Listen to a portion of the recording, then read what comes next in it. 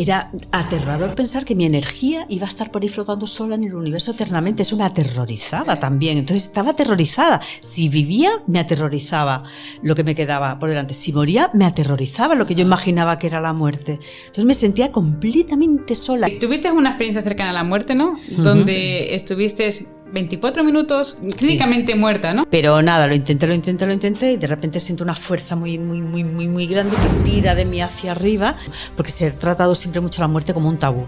Y en ese momento te estaban acompañando seres de luz. ¿Quién eran esos seres de luz? Yo no me di cuenta que estaba muerta hasta ya al final. Yo sabía que mi padre estaba detrás de la luz, detrás de Isabela. Lo sabía perfectamente. E incluso tiempo después estuve muy enfadada con mi padre porque no salió a recibirme y no se mostró y no estuvo conmigo para darme un abrazo, algo. Pero luego lo entendí, que si él hubiese aparecido... Tessa Romero, escritora, periodista y socióloga, vivió una experiencia cercana a la muerte, estuvo clínicamente muerta durante 24 minutos y regresó con un mensaje que podría cambiar para siempre la forma en que entendemos la muerte. Autora del bestseller 24 minutos en el otro lado. Hoy dedica su vida a acompañar enfermos terminales y a ayudar a miles de personas a vivir sin miedo a la muerte. Y acompañando también a la gente que está terminal, ¿no? Porque tú estando con ellos, o sea, ¿qué es lo que ves? ¿Qué es lo que ves que tienen en común? Su arrepentimiento, sus pensamientos. Los arrepentimientos. La parte más fuerte fue la última. Digo, ¿qué pasa? Y de repente fue cuando vi al espíritu de esa persona que estaba al borde del acantilado que se iba a suicidar. Tienes contacto de nuevo con el dolor y el sufrimiento humano y eso de repente es como un pum. Es decir, ¿qué está pasando aquí? Bueno, Tessa, bienvenida al podcast. Muchas gracias por venir. Muchísimas gracias a ti, Estefanía y Juliana. La verdad es que para mí es un placer poder estar con vosotras. Me parecéis unas chicas estupendas. Os deseo muchísima suerte con este podcast y además me encanta vuestro objetivo que es el de ayudar a los demás, ¿no? Entonces, si yo también puedo ayudar, o sea, que podamos ayudar a los demás, me parece fantástico. Tuviste una experiencia cercana a la muerte, ¿no? Donde estuviste 24 minutos muerta, pero clínicamente muerta, ¿no? Sí. Cuéntanos cómo fue eso, por qué sucedió. Sí, que me hace gracia como lo dices, porque mi madre cuando la primera vez que se lo contó me dijo, ¿pero qué estuviste? ¿Un poquito muerta o mucho? No, mamá, muerta clínicamente es muerta. Muerta, ¿no? Sí. Bueno, entonces mucho, ¿no? Bueno, pues sí, la verdad es que antes de nada sí quiero decir que yo he sido la persona más escéptica que he conocido en el mundo. Y yo no creía absolutamente para nada en este tipo de temas. Yo solo he creído siempre en todo aquello que se pudiera demostrar. O sea, aquello que no se podía demostrar, pues para mí era un pum. O sea, para nada. Incluso una de mis primeras entrevistas, que fue en la cadena SER, como periodista, fue precisamente a una chica que había tenido una experiencia cercana a la muerte. Y yo decía, hay que ver esta, madre mía, las cosas que me han mandado para las preguntas y tal y cual. Y cuando se fue yo pensé, digo, hay que ver la gente, las cosas que se inventa para poder llamar la atención. Digo, pero qué necesidad tiene esta muchacha con lo estupenda que es, ¿no? Tener una vida normal. Y fíjate lo que es la vida, que al final, pues, tenía que pasarme, ¿no? Durante mucho tiempo me preguntaba por qué me ha pasado. Ahora ya no me hago esas preguntas, ¿no? Del por qué, pues todo sucede porque tenía que pasarme, sí o sí. Y fue una manera de yo despertar, de darme cuenta de que había no una vida más allá de la que tenía, sino que existía una vida real, que la vida que yo tenía era completamente irreal, como la de la mayoría de la gente que vive en esta sociedad. Vivimos totalmente dormidos pues ahí en esa matriz. En la matriz completamente, en el sistema, en la sociedad, donde nos dicen que es bueno, que no es bueno, que es la felicidad, que no es la felicidad. Y cuando te surge esa experiencia cercana a la muerte, pues es cuando dices, madre mía, pero si esto no era vida, o sea, la vida es otra cosa. Y sí, pues la tuve.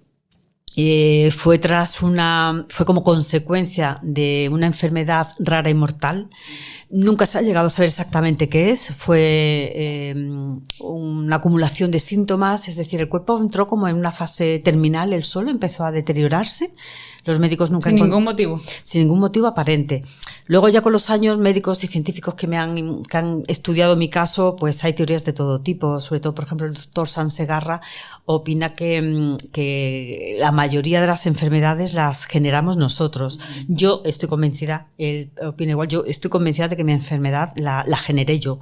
Mi enfermedad fue somatizada 100%. Fue porque estaba viviendo una situación emocional muy difícil. Estaba atravesando la época más dura y más oscura de mi vida, viviendo auténticas tragedias, de verdad, sin exagerar. O sea, es cierto que en aquel momento las exageraba, me victimizaba y todo, pero cuando miro atrás digo, hombre, tampoco era para menos.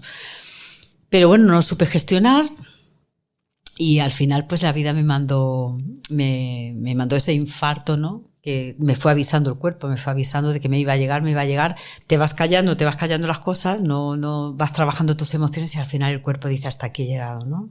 Tú estabas mal emocionalmente, ¿tú en ese momento no pensabas que te ibas a morir? O sea, ¿o tu malestar emocional fue a raíz de que te encontrabas mal físicamente? No, primero fue el estado emocional, el físico fue una consecuencia del estado emocional, lo cual ya me dejó a mí bastante claro que el estado de nuestros pensamientos, o sea, nuestras emociones es lo primero. Luego ya, años después, empecé a ver coaches y a ver personas de desarrollo personal que lo explicaban muy bien. Yo decía, eso es lo que yo me di cuenta cuando regresé. Nuestras emociones es lo primero, porque esas emociones van a determinar nuestros pensamientos. Y desde luego, de nuestros pensamientos nacen nuestras acciones y de nuestras acciones los resultados. Por lo tanto, si tenemos nuestras emociones mal gestionadas, pues pasa lo que pasa, ¿no? Pero además que está demostrado ya también médicamente cómo puede afectar al páncreas, al hígado, a los riñones, al bazo, en fin, al corazón. Yo conocí una vez en una ponencia, me encantó un doctor maravilloso que trabajaba era un cirujano. Y entonces empezó a darse cuenta de que cada vez que hablaba con sus pacientes después de operarles o antes y demás, le hablaba mucho del amor. Y entonces empezó ya a tomarse en serio la investigación, ¿no? de todas las personas a las que operaba del corazón. Y resultaba que todas sentía que le habían roto el corazón. Todas estaban pasando por alguna situación de que un hermano o un amor, alguien, se sentían no amados. Se sentían abandonados, pero sobre todo eso, no amados, como si les hubieran roto el corazón. Y además él lo contaba de una manera maravillosa. Y bueno, yo me acuerdo que hasta lloré y todo, porque decía, es que hay que ver lo que es la falta de amor. Es que la falta de amor, dice, hace que un corazón se rompa de verdad, que falle, que se pare, que yo lo tenga que operar. ¿Y qué te decían los médicos? ¿Cuál era su...? Claro. Ahí es donde digo yo que, bueno, que hay mucho que contar, pero básicamente ellos lo que me decían era eso, que no sabían qué es lo que pasaba. Hacían pruebas y que exactamente. ¿qué lo único que veían eran los resultados. O sea, la degeneración, ¿no? La anemia tan grande, los leucocitos, todo, la hemoglobina, todo absolutamente. El azúcar, todo estaba mal. Todo estaba mal. Y claro, como yo me sentía tan mal, ellos pues también, hombre, muchos test de drogas y cosas de esas, porque pensaban, claro, que podía ser algún tipo de droga. Nada, absolutamente. Lo único que en aquella época sí fumaba mucho, y luego lo dije, fumaba una burra. Y nada, entonces ellos realmente lo único que podían darme era pues pastillas, lo que sobre todo se hace en España, que es mandar mucho analgésicos para los dolores, vitaminas para esto, no sé qué para lo otro, más pruebas, pero no había nada que se pudiera operar. Tampoco, incluso había algunos que me ofrecían pues irme ya a paliativos directamente porque veían que es que iba degenerando ¿no? la historia. Entonces fue una situación. O sea, era como una especie de cáncer que te iba comiendo, pero no era un cáncer detectado. Claro, no veían un origen donde se pudiera tratar. Entonces eso, yo recuerdo a mi médico de cabecera con un señor que estaba a punto de jubilarse, llorar en la consulta, pero llorar porque claro, me conocía hace muchos años. Y el pobrecito, me acuerdo que era un hombre maravilloso con sus canas, su barba blanca, y lloraba y decía, es que no sé qué podemos hacer, Me miraba el corazón continuamente y vuelve después y vuelve mañana, y tenía un equipo allí de médicos. Yo siempre que iba recibía mucho amor por parte de todo el equipo médico. Yo solo recuerdo, tened en cuenta que yo estaba tan amargada, tan triste, tan todo, a mí llegó un momento ya que no me importaba la enfermedad. Yo ya lo que quería era que todo terminara. Porque para mí era un infierno mental y físico, y yo no le había dicho nada a mi familia porque no quería decirle nada para que no sufrieran. Y aparte tampoco era el momento más adecuado porque había una situación familiar difícil, y yo se lo digo a mi madre, y mi madre, total, que lo estaba llevando yo sola, completamente.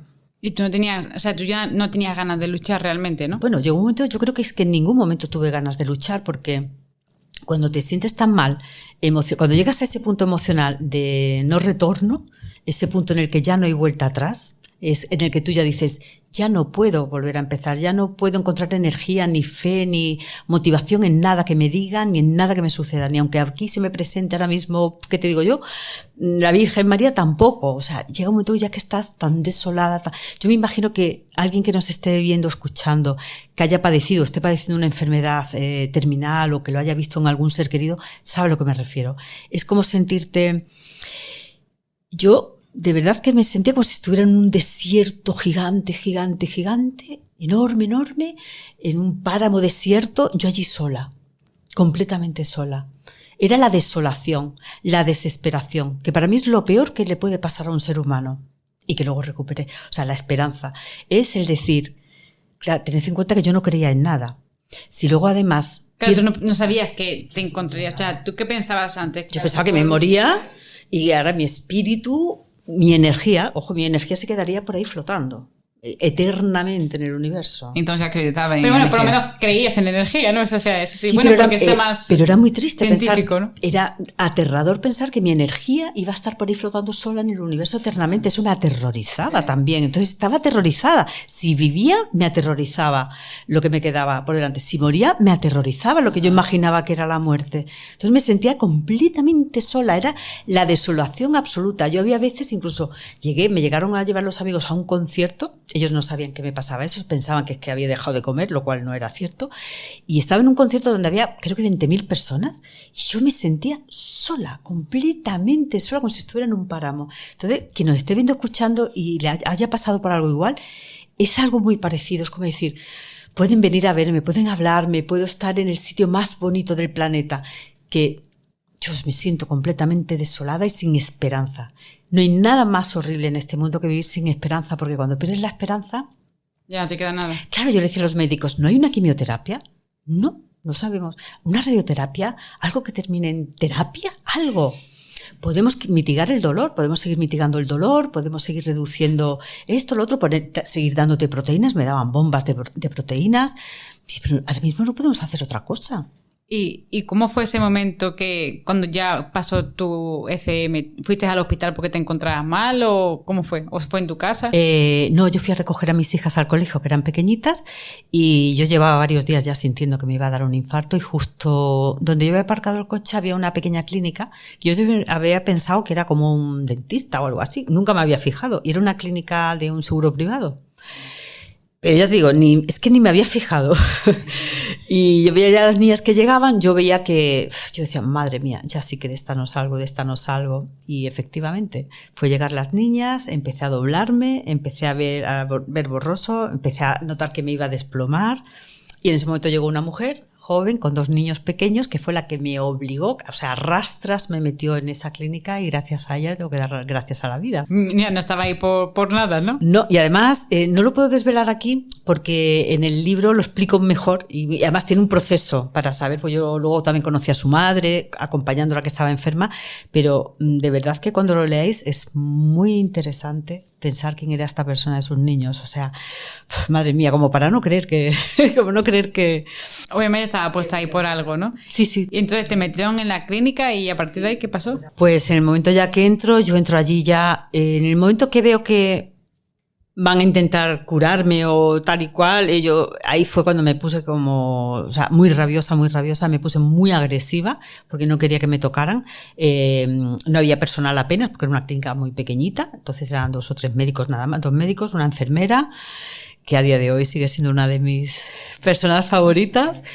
¿Pero qué tú estabas sintiendo en ese momento? Sí, yo ya veía que me estaba dando el infarto. Sí, los síntomas de... Sí, totalmente. Yo estaba doblándome y ya veía que me iba a morir. O sea, además veía perfectamente que me estaba muriendo, pero era muy lento. Entonces, era como una muerte tan lenta. O sea, tú realmente que lo estabas deseando, ¿no? Porque, claro. Pero supongo porque era por el sufrimiento que estabas teniendo, A ver, ¿no? cuando te estás teniendo ese dolor tan agudo, más aparte el emocional que tienes, tú lo que quieres es que acabe. Tú no piensas en este momento, tengo 2 hijas, tengo una vida, puedo ser feliz. No, en ese momento lo único que quieres es, porque te sientes como si te estuvieran clavando 20 cuchillos, o sea, lo que quieres es decir que termine ya esto, que termine. Y claro, al ver que ellos están intentando reanimarte, recomponerte, impedir que pase, yo es que era gritar y gritar y chillar y pegarles patadas, manotazos. Es que no quería que me tocaran. Es que yo quería que terminara esa agonía. Era una agonía. Yo sé lo que significa la palabra agonía. Yo estaba agonizando. Yo quería que terminara. Entonces, lo recuerdo a cámara lenta, como eterno. Yo no sé, a lo mejor duró solo 10 segundos o 20 segundos la agonía o un minuto, pero yo lo recuerdo como un infierno largo, que nunca acababa, hasta que por fin ya recuerdo cerrar los ojos, ver a esta chica por última vez, y lo primero que pensé fue, qué a gusto, qué bien estoy, qué bien. ¿Pero tú pensabas que todavía estabas en la camilla o tú ya te habías salido de la camilla? No tenía todavía conciencia de nada, yo lo único que sabía era, qué bien estoy. Que no tenía dolor. Exacto, sobre todo, insisto, el dolor emocional. Porque el dolor emocional en el que quieres... yo llevaba arrastrando ese dolor emocional años, pero sobre todo los 3 últimos años eran ya horribles. Y cuando de repente ve que no te duele el cuerpo, no te duele el pecho, no te duele el alma. Claro, a mí lo que me dolía era el alma, pero yo no sabía que tenía alma. Y decir, qué bien estoy, qué bien, qué alegría. O sea, es alivio. Lo que sientes es alivio. Claro, de repente veo que estoy arriba.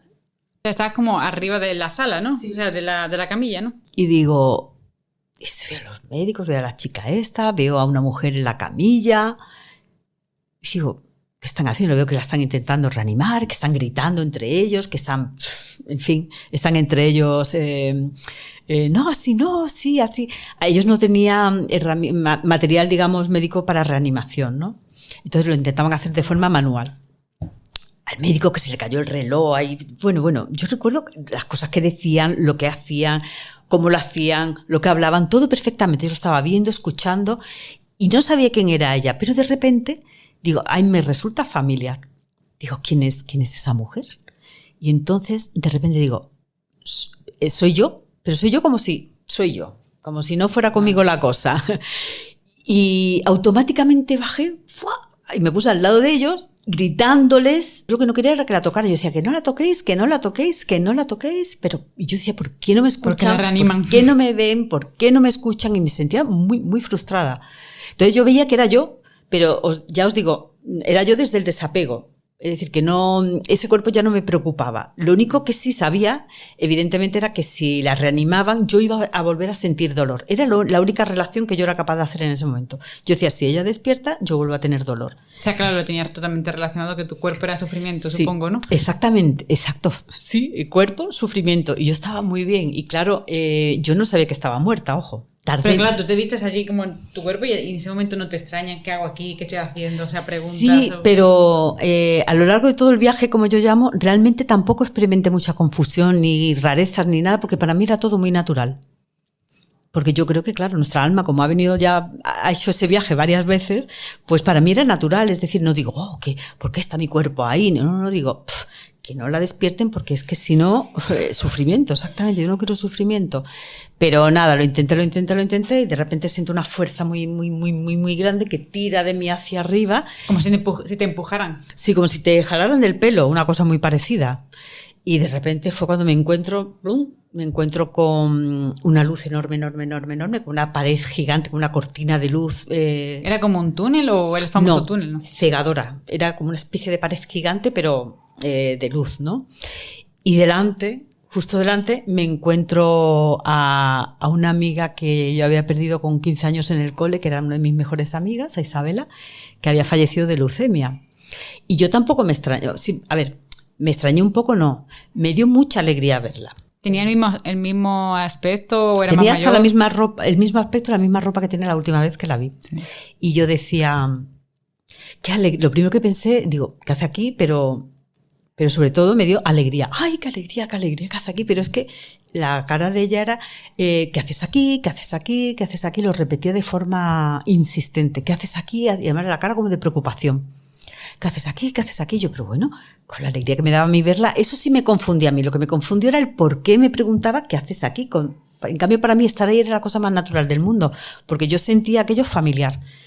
Sentía como si hubiera estado allí antes. Entonces yo sabía que detrás de aquella luz, sabía perfectamente que estaban mis abuelos, mis tíos, mis amigos fallecidos, mi padre. No los veías, claro. No los veía, pero yo sabía que estaban allí. Detrás de la luz yo sabía que estaban. Y además yo sabía que estaba como mi casa.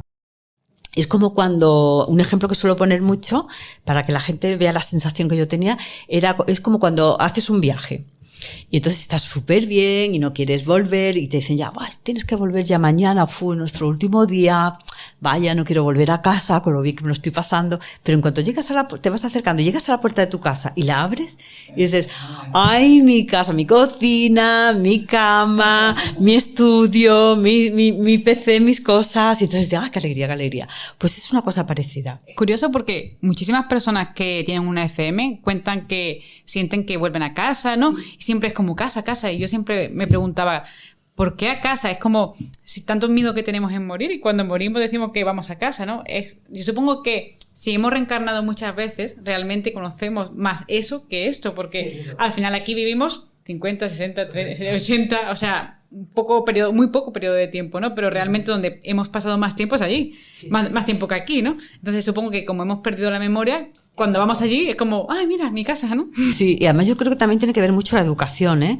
Porque yo he viajado a países donde ven la muerte de otra manera completamente diferente, no tiene nada que ver, no tienen miedo, la aceptan como, no sé, como parte de la vida, evidentemente, si no hay vida no hay muerte, sin muerte no hay vida. Y yo creo que también aquí la educación esta occidental que tenemos hace mucho, porque se ha tratado siempre mucho la muerte como un tabú.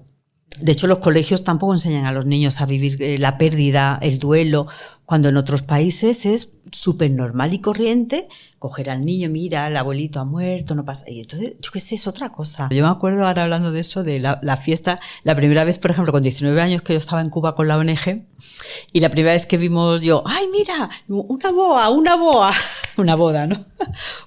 Una boda, y todo el mundo, los cubanos, que es un entierro. Y yo creí que era una boda. Está todo el mundo feliz, ¿no? Digo, pues vámonos al funeral. Y nos fuimos todos para allá al funeral y nos pasamos bomba. Y bien, y claro, y lloran, y tienen su duelo, y luego los echan de menos, sus seres queridos y todo, pero la forma de tratarlo, ¿no? De celebrar la muerte es distinta. ¿Y por qué aquí lo hacemos así tan...? Es decir, yo pienso que todo el mundo llora, ¿no? A su ser fallecido y todo el mundo le echa de menos y al final cuando pierdes a alguien, yo creo que el que sufre eres tú, no la persona que se va, ¿no? Porque la persona que se va, bueno, te está viendo al fin y al cabo, ¿no? Te está viendo, está ahí en el otro lado, ¿no? Pero la que está sufriendo eres tú porque ni le ves, ni le escuchas, ni le sientes, ni le das un abrazo, ¿no? Entonces, obviamente, tu añoranza está en ti, ¿no? Pero sí es cierto que cuando luego va a morir, obviamente lo vemos, creo que tan mal, porque no creemos que hay algo más. Eso sobre todo. Y también es un factor, yo creo que es sociocultural muy, muy importante. ¿Qué película no vemos en la que la muerte es súper horrible y hay esa figura negra con la túnica, con la daga? Es que claro, en la literatura también, es que siempre nos han vendido la muerte de esa manera. Si nos la hubieran vendido de otra, seguramente la veríamos de forma distinta. Entonces, claro, le tememos tanto la muerte porque la vemos como ese ser tenebroso y horrible que viene a robarnos, a llevarse ese ser querido. En cambio, yo después de mi ECM estuve, y a veces lo sigo haciendo, acompañando a enfermos terminales. Y he visto tantas veces la muerte, pero tantas veces que he llegado a ver que es un ser amoroso. De verdad que sí, es un ser amoroso que viene a darte la mano para que no te vayas solo. O sea, fíjate la diferencia de ver a la muerte como vengo a por ti, soy lo peor, te voy a arrancar la vida, no. Te amo tanto que te voy a llevar a casa, ¿no? Así es como yo lo veo. Al final, obviamente, es una pérdida porque no la vas a volver a ver a esa persona en un corto periodo de tiempo. Pero sí que yo creo que da muchísima esperanza a la gente, ¿no? Y es el saber que vas a encontrarte con ellos, el saber que hay algo más, ¿no? O sea, yo lo vivo desde mi experiencia, ¿no? De cuando yo lo pasé muy mal, cuando murió mi abuela, yo perdí peso, perdí 20 kilos, tenía una depresión, yo no quería vivir, o sea, era como, entré como en un bucle. Y claro, obviamente en ese momento no sé lo que sé ahora, ¿no? Claro. Y no significa que ahora no me dolería, obviamente, me dolería, lloraría, estaría súper triste, la recordaría, ¿no? O sea, igual, pero sabiendo que está ahí, sabiendo que me está viendo, sabiendo que me está cuidando, sabiendo que la voy a volver a ver. Claro. Ya es diferente, ¿no? Ya no es como esa, ya, jamás, desapareció. O sea, ya se difuminó, ¿no? Entonces, eso es lo que me causaba más dolor, ¿no? El saber que no podía hablar con ella, ¿no? Yo le escribía cartas y yo no podía hablar, ¿no? Y yo digo, ay, ya no le he podido decir esto, no le he podido decir lo otro, ¿no? Precisamente en uno de los momentos de mi experiencia cercana a la muerte, en la que estaba con los seres de luz que luego me acompañaron y demás, yo vi el entierro de mi madre. Mi madre vive en la actualidad, pero me estaban mostrando qué pasaría si yo moría.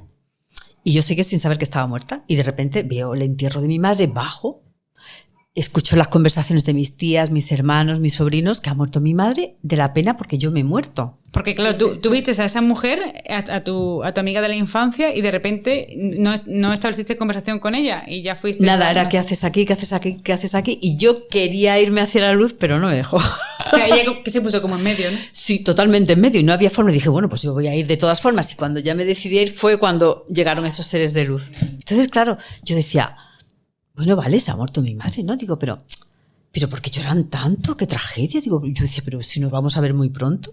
Yo es que no entiendo por qué se ponen así. Entonces, yo era una cosa, eso sí que no lo entendía. Yo decía, pero si nos vamos a ver, como si nos fuéramos a ver, hoy es lunes y nos fuéramos a ver el sábado.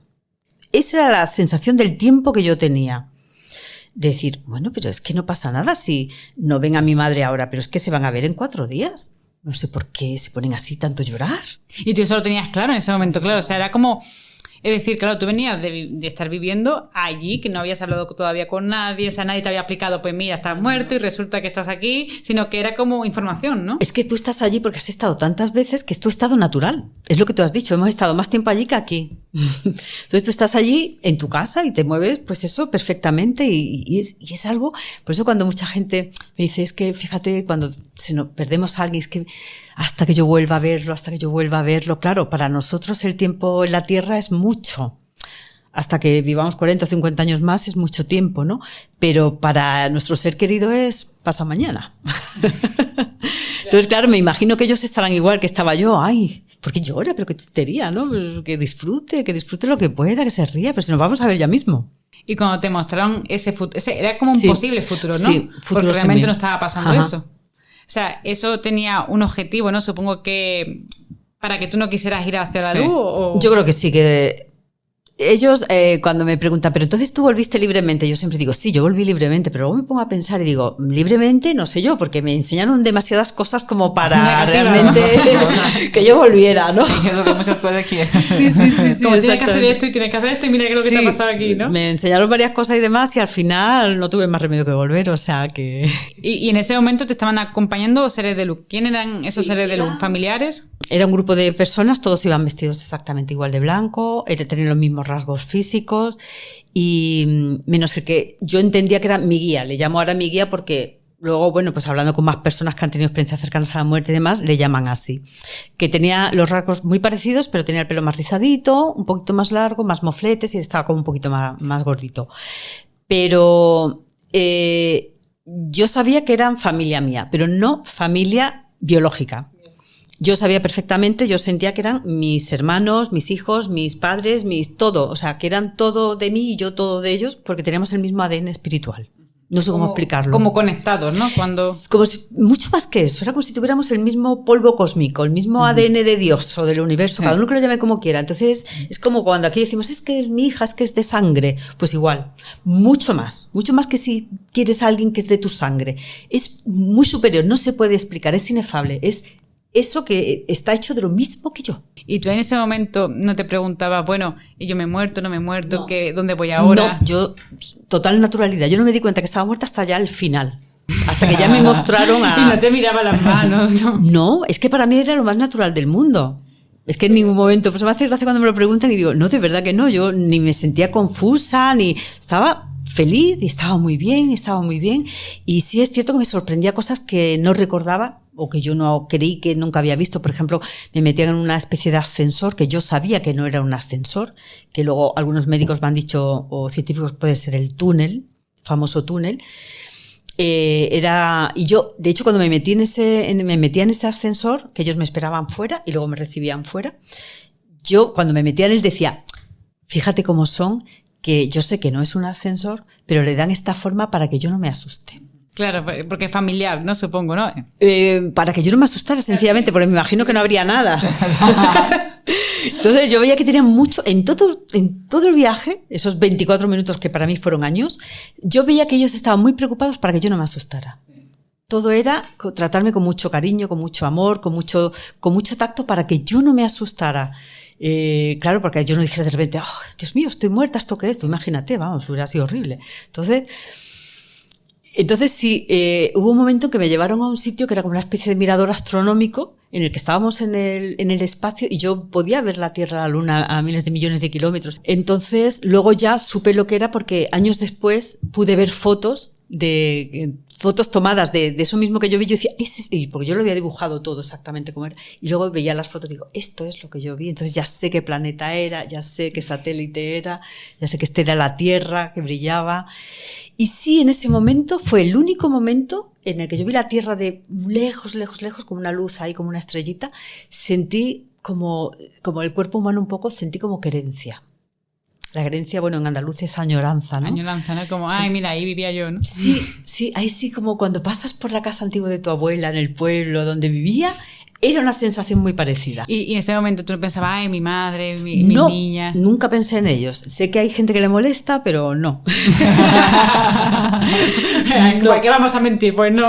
De hecho, hubo un momento en el que, porque todo sucede de forma simultánea. Entonces yo en el libro le doy una cierta cronología, pero no ocurrió todo cronológicamente así. Hubo un momento también durante todo el viaje que de repente huelo a un guiso familiar de mi madre y digo, qué bien huele. Y de repente me veo allí en la cocina, la veo desde lo alto y la veo a ella y bajo.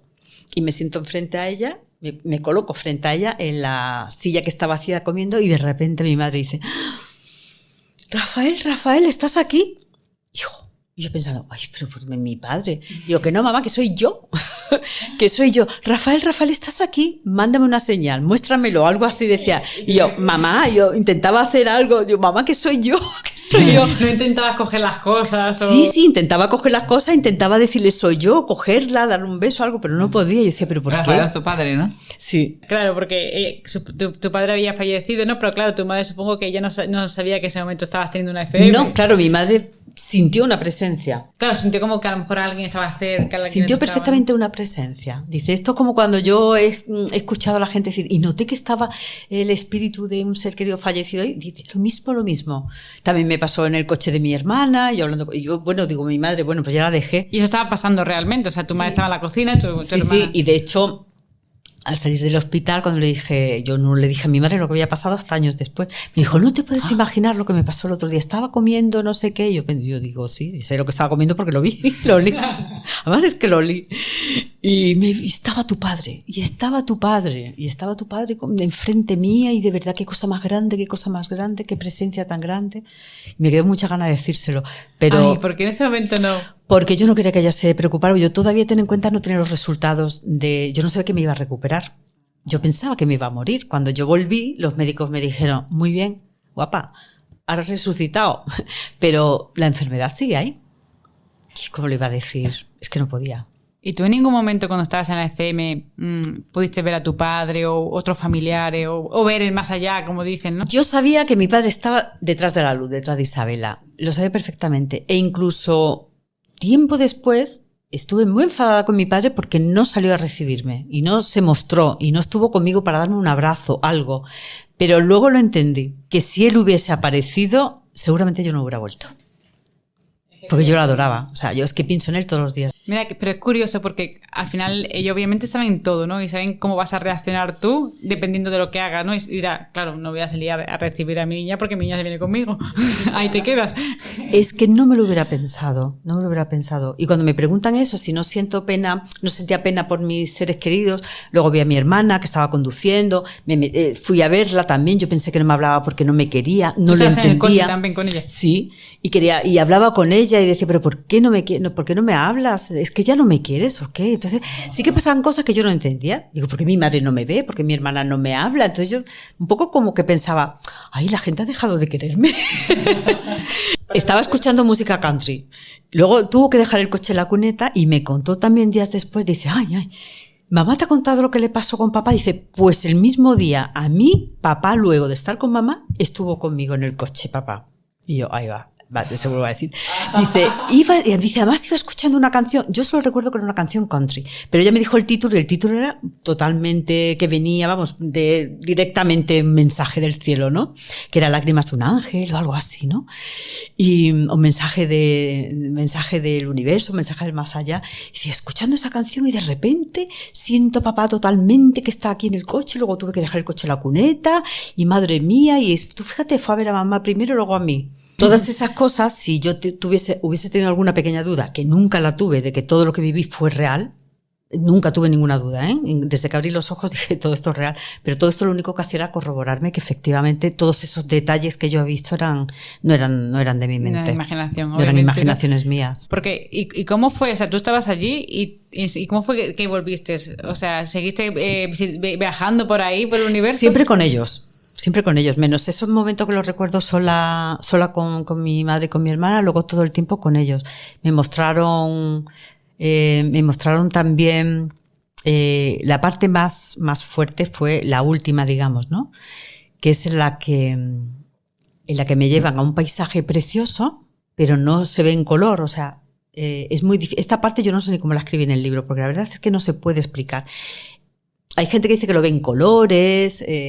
Yo notaba la energía más densa y como como si yo me notara que ya sí me costaba un poco como moverme. Y es que claro, estábamos ya en el plano de la Tierra. Entonces estábamos viendo un paisaje donde había un acantilado, unas montañas, un lago muy grande, gigante. ¿Era un paisaje de la Tierra? Sí. Y entonces había animales. Y no sé, yo sé que hay gente que lo ha visto en colores y todo, pero yo no era en colores, yo es que estaba dentro de todo ello, entonces no podía verlo en colores, es como cuando tú formas parte de algo. Entonces yo notaba perfectamente que formaba parte de los árboles, que notaba que formaba parte del agua, que formaba parte de la tierra, que formaba parte de los animales, de las aves, de los insectos, de todo. O sea, era la sensación más hermosa que se puede tener, de estar en comunión con la tierra. Es decir, es que yo estoy hecha de todo esto. Es decir, como si fueran tus hijos también, de sangre. Es una sensación parecida. Es decir, cuando ves los animales, los árboles, la tierra, es como cuando ves a tus hijos o a tus hijas, es lo mismo. Es decir, que son míos, o sea, pertenecemos a lo mismo, estamos hechos de lo mismo. Y podía escuchar perfectamente el lenguaje de las flores, de las plantas, de todo, una sensación muy bonita. Y ahí fue cuando empecé ya a escamarme. Cuando realmente empezaste a darte cuenta cuando bajaste como a este plano, ¿no? Porque sí, o sea, dicen que hay diferentes planos, ¿no? Sí. Como que estamos aquí en la tercera dimensión, ¿no? Sí. Luego está la cuarta, ¿no? Entonces supongo que estarías viajando en otros planos, ¿no? Y ya llegaste al plano denso, ¿no? Y ¡bum! Sí, ahí realidad, fue cuando, ¿no? Exacto, fue cuando yo dije, aquí ya empecé yo a notar algo raro. Ya empecé a escamarme, pero no sabía el qué. Y ya les veía a ellos una mirada como de urgencia. Digo, ¿aquí qué pasa? Y de repente fue cuando vi al espíritu de esa persona que estaba al borde del acantilado que se iba a suicidar. Y yo lo único que podía ver... Era una persona real, no era un espíritu, sí. ¿no? No. Yo veía su espíritu, pero era de una persona real en tiempo real. Y yo lo único que podía ver era ese sufrimiento tan grande. Entonces, claro, ese sufrimiento que yo veía en esa persona, ese dolor, ese llanto tan espantoso, me recordaba mucho al que yo había tenido una vez millones de años atrás. Es una cosa como minutos antes yo había estado sufriendo igual. Estaba agonizando. Con ganas de morirte, ¿no? Y cuando yo vi a esa persona sufriendo tanto, sentí empatía hacia ella porque me recordaba mucho a alguien, ni siquiera sabía que era yo, me recordaba mucho a alguien que yo había conocido que había sufrido igual. Como millones de años atrás. O sea, una cosa, un recuerdo muy, muy, muy lejano. O sea, ni siquiera te acordaste de ti misma, ¿no? En la última vida que habías vivido. Un recuerdo muy lejano del dolor. De repente, claro, te viene la palabra, ves, de nuevo tienes contacto con el dolor, el sufrimiento humano, y entonces, claro, de repente ya es que se me pone la piel, se me eriza. De repente estar tan feliz, tienes contacto de nuevo con el dolor y el sufrimiento humano, y eso de repente es como un pum. Es decir, ¿qué está pasando aquí? De repente es cuando ya la cosa se pone fea y digo... Pero tú sí sentías dolor, ¿no? O sea, sentías ese dolor. Percibía el dolor de esa persona. Lo podía percibir. Y era casi como si fuera mío también, claro. No me dolía nada físicamente, pero es como cuando tú ves llorar a alguien mucho de sufrimiento. Pues igual. Entonces, cuando vi que se iba a lanzar fue cuando fui a abrazarla. Y entonces, no sé, ahí pude retenerla, digamos, ¿no? Y entonces ya sí fue cuando me di cuenta, cuando me dijo el que hacía de mi guía... puedes volver si quieres y puedes salvarle, algo así más o menos, ¿no? Y entonces ahí fue cuando me di cuenta. Me dije, estoy muerta. Ahí fue, pero no fue una cosa dramática ni trágica, sino estoy muerta. Entonces puedo volver, puedo ayudar a esta persona. Entonces ellos me miraban y con mucha urgencia que me podía dar o sea, que tenía que darme mucha prisa. Y en ese momento fue cuando veo una especie de rampa y veo abajo, ya veo una ambulancia, veo sobre una camilla el cuerpo de una mujer que ya sí veo que es el mío. Empiezo a tomar conciencia de todo lo que está pasando, veo que están reanimándola con una máquina y demás, y entonces ya fue cuando ya me despedí de él, de mi guía, de los demás, pero sobre todo con mi guía, ese abrazo que me dio tan maravilloso de amor, tan precioso, ese abrazo, o sea, fue sentir el amor auténtico de verdad, o sea, el amor incondicional que aquí en la Tierra vemos tan pocas veces, porque yo creo que el amor incondicional, francamente, brilla bastante por su ausencia. Y una cosa que me dijo, que luego en todas las ECMs que yo he investigado y que sigo investigando, una frase que se repite muchas veces, que es muy parecida, a mí me dijo, tranquila, todo, cada cosa, cada persona volverá a su lugar. Todo volverá a estar bien. Cada cosa, cada persona volverá a estar en su lugar. Y me insistió y me lo dijo con una claridad y una calma tan grande que confié plenamente. Y entonces ya en ese momento, bueno, me despedí y todo eso, pero yo sabía que nos íbamos a ver dentro de un rato. Esto como lo que os conté antes. Me dio mucha pena por un lado, pero por otro era como si fuera un lunes y nos fuéramos a ver el sábado. Claro, el concepto del tiempo allí no es como aquí.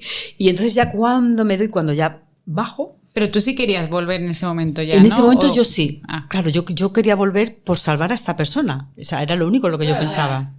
Supongo que, como el universo, supongo que te pusieron a esa persona a posta, porque claro, no había hecho efecto que no viniera tu padre, entonces todavía no te habían convencido, entonces dijo, bueno, pues voy a ponerte en esta situación que vas a poder salvar a alguien y te va a dar como el empuje para que quieras volver, ¿no? Como todo en la vida, o sea, todo lo que nos manda la vida es porque es lo único que nos va a funcionar. Pues igual, o sea, si no, yo no hubiera regresado. Y ese momento lo recuerdo como uno de los más duros de toda esta historia, y es que cuando yo aparezco y tengo ya conciencia de que puedo moverme, pero no estoy en mi cuerpo, es mi espíritu, pero lo noto muy pesado. Entonces yo estoy abajo, entonces veo las patas de la camilla, todo eso, y veo que tengo que subir. Es decir, no como otros casos de las personas que bajan están arriba, entran en el cuerpo, no, yo era desde abajo, tenía que trepar, tenía que reptar. Y no podía, yo veía que no iba a llegar. Entonces llegó un momento en que me veía atrapada como entre dos mundos. No era consciente realmente de eso, pero yo decía, me voy a quedar aquí en ninguna parte, porque estaba en ninguna parte realmente. Y reptando, yo os digo, pero reptando, intentando subir a mi cuerpo, fue muy dramático. Incluso tenía recuerdos vagos de cuando yo nací. En ese momento no sabía por qué. Yo decía, venga, como diciendo, ya sabes esto cómo se hace. y luego lo pensaba muchas veces. Digo, hay que ver, cada vez que nace un bebé, me da pena, ¿no? Porque digo, el trauma que ha tenido que pasar para poder... El esfuerzo, ¿no? Sí, el espíritu para poder nacer, madre mía, poder incorporarse a ese cuerpo y poder nacer, tiene que ser súper duro, por lo menos en mi caso, hasta que yo conseguí entrar en mi cuerpo. Y además me vinieron muchos recuerdos del vientre materno y todo, sonidos del líquido amniótico, de las voces fuera, escuchaba la voz de mi padre, mucho más joven la voz, o sea, eran recuerdos de cuando yo había nacido, justo en el momento que iba a entrar en mi cuerpo. O sea, hay médicos que me han dicho que quizá, o especialistas en este tema, que como ya mi cuerpo estaba realmente ya muy agotado, a ver, hay muchas teorías, algunos dicen que hay... No sé, se están haciendo muchas investigaciones al respecto. Se cree, según algunos médicos, que hay algunas células que se quedan sobreviviendo incluso después en algunos casos, después de la muerte clínica, y que esas mismas células que están viviendo, que no te dan pulso, son las que te permiten poder tener esta experiencia. No sé, hay muchas teorías de todo tipo. Para la medicina yo tenía una muerte clínica, es decir, a lo mejor no estaba muerta físicamente al 100%, porque tampoco la ciencia ha avanzado tanto. Es decir, de la mente humana sabemos un poco, del cuerpo humano no sabemos nada. Yo después de volver, lo único que sabía es que no sabíamos nada. Conocemos la Porque mente. ellos ya no te estaban reanimando en el momento que tú estabas intentando volver. No, ya me habían dado por terminada. Entonces la chica esta, la enfermera, la que seguía, bueno, yo la escuchaba, vuelve. Y entonces eso me ayudó a mí un montón. El escucharla a Te dio ella. motivación. Sí, yo la escuchaba a ella y decía, venga. Y sí, y cuando abrí los ojos, fue la última persona que vi al pararse mi corazón y fue la primera persona que vi al Qué curioso, volver. ¿no? Te acompañó antes Sí. de que te fuera y te estuvo acompañando cuando volviste, sí, ¿no? exactamente. Y luego tenemos una relación muy bonita. Y fue una persona que vino también a enseñarme una lección. Y según ella, yo también enseñarle otra. Ella estaba atravesando un duelo muy, muy difícil de una pareja que se había suicidado, ¿no? Y llevaba años sin superarlo. Entonces, mi caso le ayudó a tener fe, esperanza, hizo que renaciera. Qué curioso que al final todo pasa por algo, ¿no? O sea, tú necesitabas a esa persona para volver, esa persona te necesitaba a ti, ¿no? Para poder superar su duelo, ¿no? Todo estaba súper conectado, ¿no? Sí. Incluso, o sea, porque la persona que ayudaste a que nos... O sea, esa Sí. persona no se suicidó al final, ¿no? No. o sea, que tú la abrazaste como en tu cuerpo espiritual Sí, exactamente. y él te sintió, ¿no? ¿Él o ella? Sí. Ella Ella te final, sintió en ese momento, ¿no? Sí, y sintió algo que no pudo nunca explicar, y al cabo de los años, del tiempo, pues, claro, le pasó que luego nosotras seguimos conectadas, pero sin conocernos de nada. Yo no sabía en qué ciudad vivía ni en qué país. Ni su nombre ni nada. Nada, absolutamente, pero a mí me daba motivo para vivir. Durante un año estuve conectada con esa persona cuando se despertaba, cuando dormía, cuando lloraba, y yo le mandaba mi energía, le decía, no, venga, no llores, venga, vete a trabajar, venga, duérmete, venga, no sé qué. Y eso a mí también me ayudaba a levantar mis ánimos, porque también para mí fue fácil regresar y volver a la ¿Y vida. cómo era lo todo que eso. sentías en ese momento? Porque claro, o sea, eso no lo habría nunca experimentado tampoco, el estar conectado con una persona que no conoces y sabes que esa persona está despertando, que esa persona está llorando. Sí. Luego, pues fíjate, claro, que son cosas que, como yo no estaba acostumbrada a nada de esto ni creía, por eso el despertar que yo tuve al abrir mi mente y empezar a conocer que este tipo de cosas pasaban, para mí fue todo sorprendente. Es decir, esto existe. Yo lo había escuchado antes de personas que decían que se conectaban. Yo, por ejemplo, mi hija Esperanza es adoptiva, ¿no? Y cuando la adopté tenía 2 añitos, y yo llevaba 2 años sabiendo exactamente, sin saber, porque yo pensaba que iba a ser un niño mayor, que yo era lo que quería, sabía exactamente cuándo lloraba, a qué hora, la gente pensaba que yo estaba loca. Y yo sabía perfectamente cuándo lloraba y sabía... Eso antes de adoptarla. Sí, desde que nació hasta los 2 añitos, justo antes de cumplir 2 añitos. Ella lloraba, estaba en otro país, lloraba a X horas, lloraba porque quería tener una mamá. Y ella esperaba, decía que su mamá iba a ir a por ella. Y le decían, no, tu mamá te ha dejado, te ha abandonado, pero no pasa nada, te ha dado en adopción. Decían, no, mi mamá de verdad, la que yo he elegido. Wow. Mi mamá de verdad, la que yo quiero que sea mi mamá. Entonces me dibujaba, y tiene un montón de dibujos. Me dibujaba, pero perfectamente, ¿eh? Con el pelo rubio, esto, lo otro, los ojos, todo. Y lloraba mi mamá, ¿cuándo va a venir mi mamá? Claro, pensaban que la pobre tenía fantasías animadas de ayer y hoy, y en mi familia decían, pobrecita, hasta el trauma que tiene con la adopción, ¿no? Claro, y realmente era porque ella te había elegido ya como su mamá, incluso sin conocerte. Y Te tú acordaba. claro, y se acordaba quién era su mamá, ¿no? Realmente. Exacto, yo de esto tampoco sabía nada, es decir, esto para mí sigue siendo un misterio, ¿eh? Yo este tema no lo he investigado, pero sé que a otros padres les ha pasado también. Y entonces, de hecho, a un psicólogo clínico muy importante, no voy a decir quién es, que es muy famoso, le pasó el otro día con su hija de 3 años. O sea, decir, ay, qué bien que os he elegido, por cierto, la abuela. Me encanta el primito nuevo que ha nacido porque es la abuela tal. Y no ha conocido jamás a esa abuela ni ha escuchado su nombre en la vida. No puede ser. Entonces, pues digo que hay tantas cosas que no sabemos. Y luego, claro, cuando nos conocimos, había montones, o sea, había como 100 niños en aquel momento y montones de personas y demás. Entre la multitud, ella salió corriendo, yo la vi a ella, yo sabía perfectamente que energéticamente era ella. A mí no me habían enseñado ninguna fotografía. Yo no sabía cómo era. Yo no sabía nada. Ni a ella tampoco le habían enseñado ninguna fotografía mía, pero ella me había visto, tenía los dibujos míos, vino corriendo hacia mí, yo hacia ella, corriendo. Es que era éramos como, mira, de verdad, es que, pues eso, la misma materia divina.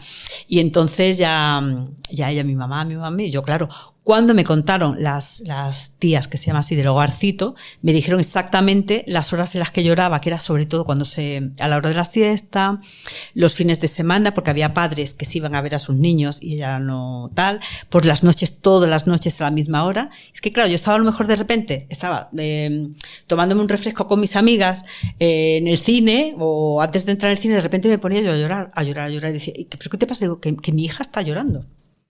Que mi hija está llorando, pero si tú has pedido un niño además de 8 años y discapacitado y no tienes...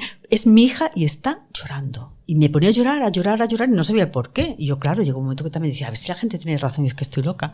Claro, yo luego cuando vi los dibujos y todo... Te cuadró, ¿no? Porque supongo que en ese claro, momento tú dirías, es que los mismos ¿qué me horarios... está pasando, ¿no? ¿Qué me está pasando? ¿Por qué lloro? ¿Por qué me pasa esto, no? Y luego mi familia impactada completamente cuando vieron los dibujos de la niña. Cuando las cosas que hablaba, cómo decía ella, cómo me había estado esperando, cómo me había visto. Cuando yo le preguntaba, cuando ella decía, es que yo te elegí, además hablaba perfectamente. Tenía 2 años, pero hablaba perfectamente. Ella con 3 años hablaba con gente mayor, o sea, con niños se aburría. Y yo decía, ¿pero por qué me has elegido a mí? Dice, porque yo necesitaba alegría. Y dice, pues yo tengo depresión y voy a tener depresión toda la vida, mamá. Pero yo te prometo que nunca más voy a llorar. Pero necesito que tú me enseñes a ser alegre y a reír. Por eso quiero que seas tú mi mamá. Yo quería que fueras tú. Se acordaba de todo, perfectamente. ¿no? Y ella lo sigue. Bueno, tenemos una relación que ni te cuento. O sea, la relación de mi hija conmigo es brutal. Bueno, con mi otra hija pequeña, Marta, también es muy, muy especial. ¿Vale? No, lo que pasa es que ahora quiero hablar de Esperanza. Y efectivamente es una niña que tal cual... llegamos a España y nos dijeron que iba a padecer depresión crónica toda la vida y que iba a necesitar mucho amor, mucha risa, mucha alegría. Y claro, yo aunque me veáis así ahora tan seria, porque yo soy una cachonda mental como mi madre, muy divertida. Andalucía. Y he criado, exactamente, soy de Sevilla, aunque bueno, también me siento malagueña de adopción. Y la he educado en el cachondeo. Es decir, en alegría, o sea, toda la alegría posible. Y cuando hay que llorar. Es decir, como eso que decimos de las emociones, gestionar las emociones no es siempre decir, ay, estoy muy mal, tengo que estar bien. No. Si estoy mal y tengo derecho a estar mal. Y si se me ha muerto alguien, pues tengo ganas de meterme en su cuarto, tocar sus cosas y llevarme una semana en su habitación y oler su ropa y hartarme de llorar. Y estar de mal humor y estar como una fiera. Entonces, pues eso, así como la has educado. Entonces, pues eso te digo que es que la vida es preciosa. Pero eso me había pasado antes de la ECM. Y yo seguía sin creer en lo de la niña te había pasado antes de la ECM. Claro, mi niña era pequeñita cuando pasó todo esto. Claro, yo pensaba que a lo mejor tras la ECM se te había despertado a lo mejor más dones espirituales o había desarrollado una clase de conexión, mediunidad, no sé, llámalo como quieras. Pero claro, yo pensaba que venía de ahí, no que venía de antes. No, lo de mi hija pasó antes, pero me ocurrieron una serie de tragedias personales y entonces ahí fue cuando entré en el agujero, digamos, y no... Pero bueno, gracias a eso ella está súper feliz porque... Ella siempre dice que, mamá, lo mejor que te ha podido pasar es morirte. Dice, porque es que te has convertido en una persona. Ella, claro, ellas, mis hijas han ido creciendo conmigo según yo desperté espiritualmente. Todo lo que yo iba aprendiendo todos los días lo iba compartiendo con ellas. Entonces, claro, son niñas muy especiales. Okay, estoy muy segura que muchísimas familias dicen, yo cómo voy a adoptar un niño, ¿no? Yo tiene que ser de mí, y que a lo mejor no pueden tener hijos y caen en un mundo de depresión, ¿no? Sí. Y al final, con tu historia, eso creo que puede servir de inspiración para mucha gente de que estén en esa situación, una situación que necesitan adoptar porque a lo mejor no pueden tener un hijo, y que se den cuenta de que esa persona ya la ha elegido a ellos, ¿no? Que o sea, es decir, tú puedes decir, no, yo quería tener un hijo mío, vale, sí, pero es que esa persona ya es tuya realmente, aunque no sea de, sangre, venga, como lo tradicional, ¿no? Y esa persona te ha elegido a ti. Entonces, creo que esas personas cuando ya sepan eso, de que esa hija ya te ha elegido a ti, creo que le puede reconfortar un poco, ¿no? Pero también con los hijos, es decir, yo en mi caso, ¿no? Te puedo asegurar que lo mismo da que sea biológica, que sea adoptiva, porque al final los hijos que tienes son los que tienes que tener. Ellos están elegidos y al final, digamos, el destino o lo que sea, es así. Tienes los hijos que tenía que ser así. Igual que yo tenía que estar aquí y tener que ser la tercera hija de mis padres y los hermanos que no nacieron porque no nacieron, por algo sería, que al final, É como tu disse antes, ¿no? DNA da alma, ¿no? DNA espiritual. Exactamente, el ADN espiritual. Sí. El ADN espiritual, ¿no? Qué bonito eso, Eso ¿no? se me ocurrió un día porque no sabía, había un entrevistador que me insistía en qué sentía yo con ellos de unión y ya me salió esa palabra. Digo, mira, como el ADN espiritual. Pues una cosa igual, es decir, somos hermanos. Eres mi padre, eres mi hermano, yo soy tu hija, eres mi hijo, es todo, ¿no? Pero me pasa también con los seres humanos, me pasa contigo.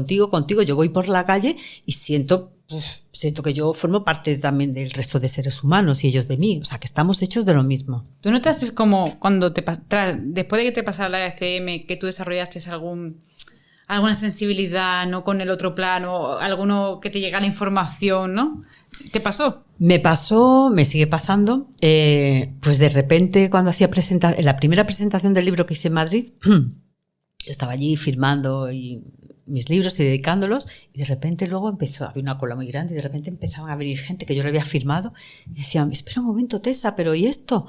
Esto es un mensaje de mi madre. Entonces digo, un mensaje de tu madre, yo te he puesto solo con cariño, tal y cual. Y luego leí y decía, ¿he escrito esto? Y el mensaje de su madre.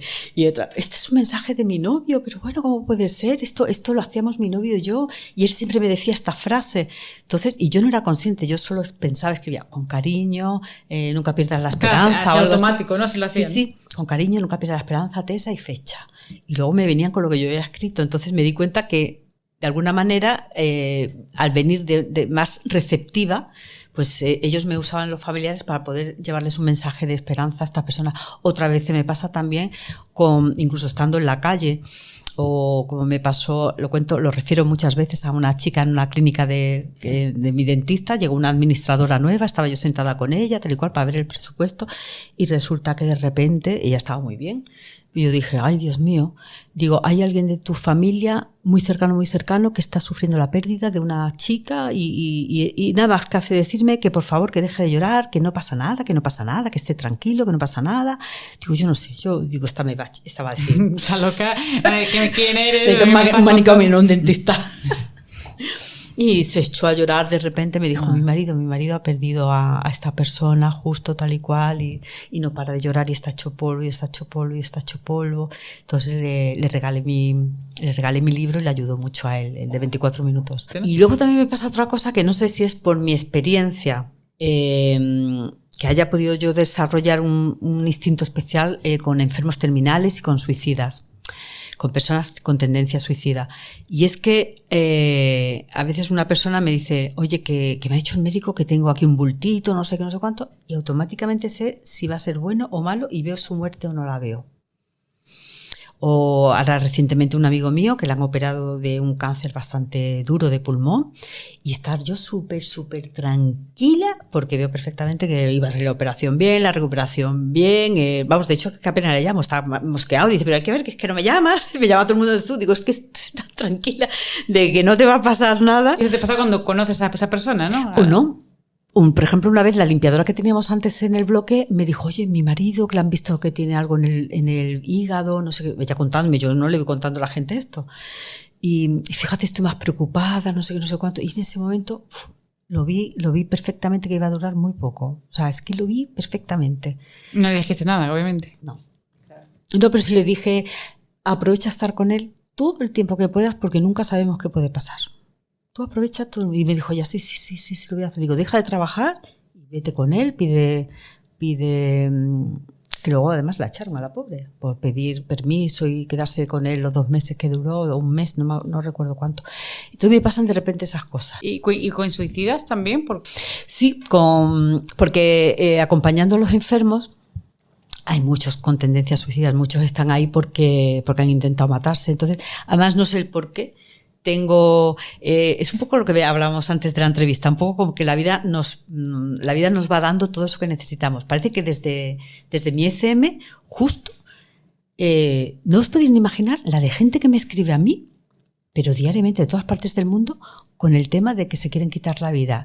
Desde el primer día, gente que ni ha leído mi libro, sino que he visto a lo mejor alguna entrevista, y yo no he contado esa parte. Y digo, ¿cómo es posible y son personas que tienen esa tendencia suicida y por lo que sea, la vida me las manda a mí. No, o sea, yo supongo que realmente tú tuviste esa ECM por algo. Bueno, no sé hasta qué punto, porque sé que hay mucha gente que tiene experiencias cercanas a la muerte, otra gente que le da un infarto y no ha visto nada, ¿no? Yo supongo que es posible que tengas una ECM por algo, ¿no? Con un propósito. Sí, yo estoy convencida de que no solo la experiencia cercana a la muerte fue para que yo despertara, viniese a ser la persona que he venido a ser, es decir, a cumplir con la misión que todos tenemos, que es despertar, evolucionar como seres humanos, como seres espirituales que somos, ayudar a los demás, o sea, servir a los demás, que es una palabra que me gusta más, ser felices. Si es que además, os digo una cosa, cuando yo abrí los ojos en la UCI, pensé muchas cosas, pero una de ellas era, hay que ver que el ser humano lleva miles de años escribiendo toneladas y toneladas de libros y ensayos. ¿Para qué estamos aquí? ¿Por qué estamos aquí? ¿De dónde venimos? ¿Hacia dónde vamos? Digo, pues muy sencillo, sí que estamos aquí para servir a los demás, para evolucionar, para expandir nuestra conciencia. Ya ves tú, yo no sé ni qué era la conciencia, pero yo empezaba a sentir toda esa información la tenía y digo, para ser felices. Digo, es que no entiendo por qué la gente se complica tanto la vida. Y claro, cada vez que veo a la gente que hace de esto un problemón, yo digo, es que, me encantaría que les pasara algo parecido a lo mío, porque se dieran cuenta de que es que, de verdad que la vida no es complicada. Nosotros somos los complicados. Es cierto que tenemos muertes, historias, problemas, pero... ¿Y tú encontraste a la mujer que tú salvaste? Sí, con el tiempo... perdí la conexión con esa persona y con el tiempo lo que es la vida. Una agencia de viajes cometí un error, iba yo con una pareja que tenía, íbamos a hacer un viaje a Roma, se equivocaron, nos mandaron a la Conchinchina, por decir algo. Y ya cuando yo llegué allí ya decía, oye, a mí este paisaje, esto me suena, me suena. Y luego fui... este hombre se quedó en la cabaña, en la habitación. Yo me fui a una cafetería que había allí muy bonita y todo eso. Y justo ahí pues conocí a esa persona. Pero bueno, en el libro lo describo bien porque fue una historia alucinante. O sea, como luego contrastamos nuestras historias, aunque yo desde el principio supe exactamente que era esa persona. O sea, lo encontraste de casualidad, ¿no? Claro, bueno, casualidad. Sí. ¿Y cómo sabías que era esa persona? O sea, en el momento que tú le Claro, viste, porque me contó dijiste, lo que pasó. Hola, yo soy Tessa. Es que se había tirado a una persona por el acantilado. Entonces esa persona me contó que ella también se había intentado tirar años atrás. Pero te lo contó así porque... Sí. Estaba en esa mesa, yo estaba aquí, estaba en otra mesa y pues estas cosas, no sé, a mí me suele pasar también que hay gente a la que no conozco mucho y nos ponemos a hablar. Pero bueno, en ese caso, supongo que nuestra energía, nuestros espíritus se reconocieron, ¿no? Estaban allí, se conocían ya. Y entonces fue fácil, se me puso a hablar y yo no lo noté como otra gente que se te pone a hablar y dices, qué pesada, si no la conozco de nada. No, me pareció muy agradable cuando me empezó a contar y cuando me dijo que ella también había intentado hacerlo, ya me quedé así un poco de, uy, madre mía, este sitio que me suena y tal, y me empezó a contar. ¿Y tú reconociste inmediatamente el sitio?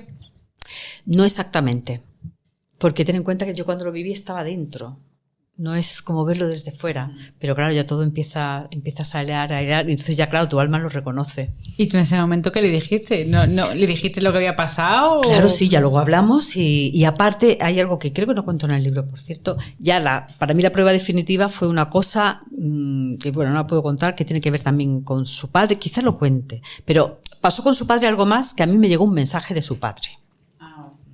Y ese mensaje yo... Se lo transmitiste, claro. Se lo transmití y eso era imposible que yo supiera aquello, ¿no? Claro, entonces ya él conectó, ¿no? Que entonces él realmente había sentido...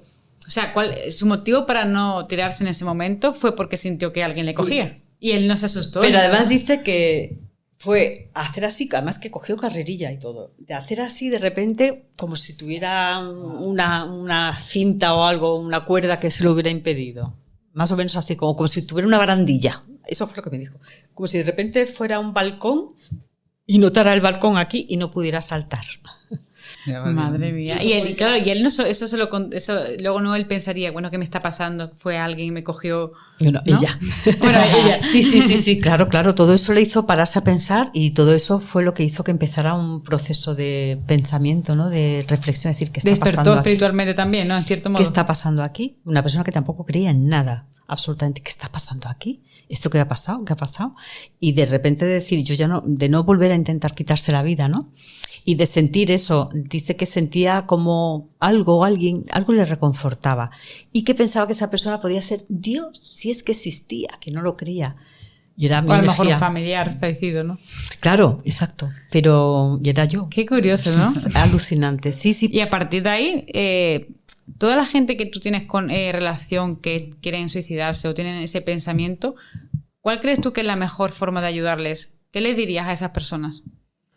Es que es un tema muy, muy, muy complicado. Lo único que hay que estar es con ellos. Yo lo único que he descubierto con estas personas es como con el duelo. No decirles palabras y frases cliché, la vida vale mucho, tú vales mucho, lo mejor está por llegar, etcétera, etcétera. Cuando tú estás tan mal, como yo recuerdo que estaba tan mal en ese momento, a mí me llegan y me dicen, como os he dicho, se presenta la Virgen María y me dice, tú tranquila que vas a tener una vida muy feliz. Le digo, no, vamos a ver, fuera, yo me quiero morir ya. Entonces lo único es que se sientan que no están solos. Para mí es lo más importante. Yo creo que lo que más funciona con ellos es el hablar con ellos. Yo, por ejemplo, cuando hablo con ellos, siempre me mandan el mensaje de gracias. Gracias, porque me siento más aliviado en este momento, me siento mejor, me siento como más tranquila, más tranquilo, siento que no estoy solo. Y siempre es esa frase, siento que no estoy solo. Además, las frases que siempre les digo, no estás solo. Y si alguna vez quieres hablar conmigo, me vuelves a escribir, me lo dices. Antes de hacer una tontería, dímelo. Porque yo estoy aquí, aunque no te escriba, porque no puedo escribir a 1000 personas todos los días, pero si me necesitas, me lo dices. Entonces yo creo que lo más importante es como con el duelo, no decir, ay, esta persona, lo superarás, los no sé qué. No, lo único que podemos hacer es, yo creo que lo mejor es estar callados. Y decirle a esa persona, no estás sola. Y tampoco decir te comprendo, porque no podemos comprender a nadie exactamente. Cada persona es un mundo. Yo no puedo decir a una persona te comprendo, porque te va a decir no me comprendes. Claro. Entonces, solo decir eso, estoy contigo. Habla lo que quieras. Estoy contigo, no estás solo, ya está. Cuando tienes ese pensamiento, ¿no? Cuando estás mal y tú al final te cierras, ¿no? Y tienes un pensamiento de yo no quiero vivir más, no quiero esta vida, ¿no? En ese momento, ¿qué es lo que deberían hacer ellos? ¿Deberían buscar ayuda? ¿Deberían apoyarse en familiares? ¿Qué deberían hacer? Hay grupos de terapia que son fantásticos. Yo lo que sí veo que funciona son los grupos de terapia. La cuestión es cómo encontrarlos. Por ejemplo, hay una mujer, una alumna mía que ha escrito un libro que perdió a su hijita de 6 años en febrero. Donde ella realmente encuentra consuelo es en los grupos de otras madres y padres que han perdido también a sus niños. Además, por cáncer. No por accidente y esto. Normalmente se buscan que hayan pasado el mismo proceso, quimioterapia, radioterapia, de esperanza, sí, tu hijo va a sobrevivir, la operación, el no sé qué. Entre ellos se entiende, porque es lo que yo te decía, al final la persona que necesita ayuda, no estoy diciendo que no necesites un psiquiatra cuando lo necesitas o un psicólogo, que yo también he recurrido a ellos cuando lo he necesitado. Pero de verdad, para curar y sanar necesitamos la ayuda de otra persona. Solos no podemos. No podemos. Yo pienso que no, ¿eh? Yo siempre he dicho que yo sola no me hubiera curado. Como yo estaba emocionalmente enferma, a mí me curó la vida que me trajo a todas esas personas que me ayudaron a sanar. Entonces, un grupo de terapia, como a esta mujer, le viene fenomenal, porque ella cuando dice, me meto en el cuarto de mi hija y empiezo a oler su ropa, su abrigo y no quiero salir de ahí, me harto de llorar, todas le entienden. En cambio, cuando ella habla con su madre, con su tío, con su cuñado, no la entienden. ¿De qué haces encerrada todo el día en el cuarto ahí con las cosas de tu hija? Tienes que dejar de llorar. Tienes que ser fuerte. No. Entonces, lo que necesitan todas estas personas lo que necesitamos todos como ser humano es comprensión. Y solo te puede dar comprensión alguien que haya pasado por lo mismo que tú. Nadie más. Nadie más. Es que es imposible, es que yo sé lo que es querer morirse. Entonces cuando alguien me lo dice es que yo sé perfectamente lo que es. Es decir, ya no quiero, a las últimas noches yo decía, no me quiero despertar. Es que esto es horrible, estos dolores tan horribles, nadie sabe lo que tengo. Es que yo ya no quiero despertar. Entonces, cuando alguien me lo dice, sé lo que significa. Sí, ahora que tú sabes, has vivido lo que has vivido con la ECM y sabes tanto, ¿qué le dirías a la Tessa cuando estaba en ese momento que estaba agonizando, que estaba mal emocionalmente, físicamente? Porque hay muchas personas, yo creo que están en esta situación, ¿no? Que están viviendo mal momento, que están sufriendo físicamente, ¿no? ¿Qué le dirías a esa Tessa? Pues yo les diría que por favor, no pierdan la esperanza. Es lo más terrorífico que hay en el mundo, perder la esperanza, esa sensación de estar en aquel desierto sola, desolado, vacío, o sea, era tan terrorífico, tan horrible. Entonces, cuando tienes esperanza, que es cuando yo abrí los ojos en la UCI, otra cosa que sentí por primera vez era como, yo decía, ¿qué siento? Siento algo, yo sentía muchas cosas, pero yo decía, hay algo, y no sé qué es. Y yo veía como una luz, allí chiquitita, y yo decía, ¿qué es esa luz? ¿Qué es eso? Y cuando me di cuenta de que era esperanza, me harté de llorar. Dije, ¿y si vivo? ¿Y si no me muero? ¿Y si hay realmente todo tiene sentido? ¿Y si yo he venido a vivir esta vida porque tengo que hacer algo más? Sí. Entonces de repente la esperanza, yo creo que fue lo que me sanó. Fue lo que me curó, porque bueno, me curé de forma espontánea. A fecha de hoy no saben cómo, lo digo por si luego se nos olvida, que a veces se me olvida alguna entrevista. Y es la esperanza, o sea, la esperanza, el saber decirle a esa persona, nunca pierdas la esperanza, porque en el momento que perdemos la esperanza, de verdad, dejamos de ser seres humanos, nos despojamos de él. Es como decir a nuestra alma, fuera, no soy un ser humano. Entonces, tener esperanza es lo que nos hace más humanos. Y no es cuestión, yo ya en mi caso he llegado a tener fe, que es mucho más.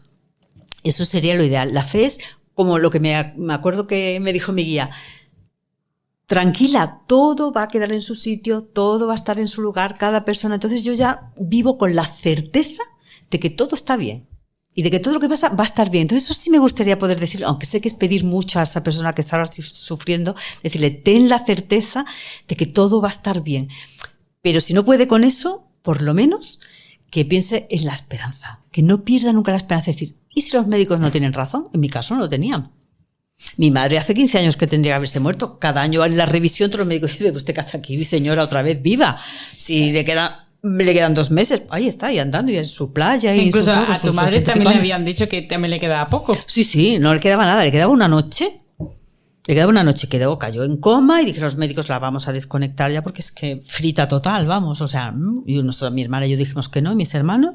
Y se despertó. A las 7 de la mañana escuchamos, y estábamos encima de ella, y a las 7 de la mañana va y dice, me estáis matando de hambre. Y los médicos dijeron, no os hagáis ilusiones porque esto puede pasar, que de repente, y luego muere, fallece. Es bastante típico. Y yo digo, no. Mi madre, con la cara de hambre que tiene, te digo yo a ti que no. Y todos los años, y tiene una enfermedad muy jodida además, que es que va perdiendo mucha masa muscular, y los huesos también, pero ahí está ella como una jabata, y ya te digo, a la playa Pues, todos los al final, días. las ganas de vivir, ¿no? Yo creo que lo que le está motivando, ¿no? Ella es muy risueña, todo el día haciendo bromas, todo el día riéndose, y cada vez que va a los médicos es muy graciosa, es que es muy divertida, todo el mundo me la quiere adoptar como madre. Siempre que va al médico dice, bueno señora, hasta el año que viene, y mi madre dice, sí, tú me dices así hasta el año que viene, como diciendo, esta no va a volver. Dice, pues me vas a ver la cara otra vez. Mucha esperanza a todas estas personas, que de verdad que los médicos no es que se equivoquen, a ver, es que son humanos y que pueden pasarnos muchas cosas que están fuera del alcance de la medicina. Claro, yo pienso que ellos se basan en un rigor científico, ¿no? Y claro, entonces, bueno, si tienes este patrón, pues te pasa esto, ¿no? Pero claro, hay también un mundo espiritual y hay veces que hay cosas, igual que la ECM, que claro, ahora porque está mucho más estudiado, bueno, ya hay miles de casos. Entonces, claro, una persona puede mentir o una persona puede decir que, no sé, tomó drogas. Pero cuando salen miles y miles de casos, porque, o sea, yo no sé cuánto número de casos habrá, pero cada vez salen más y más y más y más, ¿no? Que se sepan, de los que se contabilizan, ¿vale? Porque luego te pones a hablar con médicos que llevan estos temas y dices, es que diariamente hay en todo el mundo experiencias cercanas a la muerte, que se sepa en hospitales. Que no habrá también que no sean en hospitales, que le pasa a personas que les ocurre fuera y no sabemos qué es lo que ha pasado. O sea, que es algo que ha ocurrido siempre, desde siempre. Sigue siendo un misterio, pero ya no lo veo tanto tabú. Es decir, yo cuando me pasó fue en el 2007, escribí el libro en el 2018. ¿Cómo fue que de repente tuviste la idea de escribir el libro? Bueno, ¿cómo fue? Como desde que volví de mi experiencia cercana a la muerte, acompañando a los enfermos terminales, luego ayudando a las personas en el duelo, luego las personas con intentos de suicidios y demás que venían a mí. Entonces, de repente, estaba yo teniendo una experiencia de vida tan brutal y tan grande y tan enorme, que yo llego ya a un momento en que dije, yo tengo que compartir todo esto con la gente. Yo, igual que yo vengo aquí a los hospitales a llevar o a los grupos de terapia, ¿no? Llevar un mensaje de esperanza a las personas que están enfermas o que no quieren vivir, o a los familiares que han perdido a alguien, yo tengo que trascender todo esto y llevar el mensaje a más personas, que yo vi que yo podía ayudar a más personas, fue un deseo de ayudar, pero claro, estaba el miedo a que yo entonces estaba ejerciendo como periodista, me daba pánico que mis clientes me dijeran esta está loca, dejamos ya de pagarle la revista y Y la verdad es que mis amigos, mi familia, lo pasé muy mal por el miedo a ser juzgada. Sin embargo, contando desde el 2018... Porque tu familia no sabía nada. No, lo conté justo cuando el libro se estaba imprimiendo. O sea, 2 días antes. ¿Cuándo fue la FM? ¿En 2007? 2007, y no se lo dije hasta 2018. De 2018, madre mía. Pero, o sea, ¿qué capacidad de mantenerte callada durante tanto tiempo? Solo lo sabía una persona. Por miedo realmente a que tu familia no te creyera o que te juzgara, ¿no? Supongo, sí, era ¿no? pánico. Pero también os digo una cosa, ahora se ve como un poco más normal, menos tabú, pero es que en el 2018 hasta el 25 parece que han pasado poco tiempo, pero es que en estos pocos años se ha hablado ya mucho más de este tema, han salido muchos más casos, es decir, cada año que pasa sale mucho más, se avanza más en el tema, pero es que del 2007 al 2018 la verdad es que mirad en las hemerotecas y YouTube y demás se hablaba muy poco de estas cosas. Sí, de repente como que hay un despertar, ¿no? Espiritual, ¿no? Y hay una necesidad de saber qué pasa aquí. Entonces ya también hay otra predisposición por parte de las personas y periodistas o youtubers, etcétera, podcasters, de querer saber qué hay. Entonces nos llamáis y ya hay otra cosa. Y más deseo también por parte de la gente de saber qué es lo que pasa. ¿Hay vida? ¿No hay vida después de la muerte? Sí, creo que es que al final conocer esto, porque tú puedes huir, ¿no? Esto es como cuando tú tienes un problema y tienes 2 opciones, o enfrentarte al problema o poner la mierda debajo del sofá, ¿no? Como yo digo. O lo tapas ahí para que nadie lo vea, ¿no? Al final existe, todo el mundo va a llegar el momento en el que vamos a morir, pero tú puedes elegir el camino de la información, de intentar aprender, porque al final no es que te haya pasado solo a ti, porque la gente podría decir, bueno, no, es que Tessa le pasó algo y Tessa, no sé, en ese momento estaba alucinando porque le inyectarían algo, ¿vale? Que no me llegaron a inyectar nada, por cierto. Bueno, porque primero que lo que tú vistes ahí en la sala, es decir, es una prueba, porque tú le puedes decir, no sé si le dijiste sí, a los médicos. Sí, le dije todo, lo del mira, reloj. Lo que has hablado, ¿no? Lo del reloj, esto, lo otro, todo absolutamente. Porque cuando tú despertaste ese momento, lo contaste todo a los médicos. No, le conté algo a la doctora primera que me atendió, luego a las enfermeras, pero luego hasta que no di con un médico de confianza no me atreví a contárselo, pero luego yo ya veía que se ponían a hablar entre ellos y uno decía, no, es el síndrome de Lázaro, no, eso es por los psicotrópicos, y dicen, no, porque la ambulancia venía y el parte médico decía que no tenía nada. Y en el test de sangre y eso no aparece absolutamente nada de drogas, ni medicación, nada más que analgésico.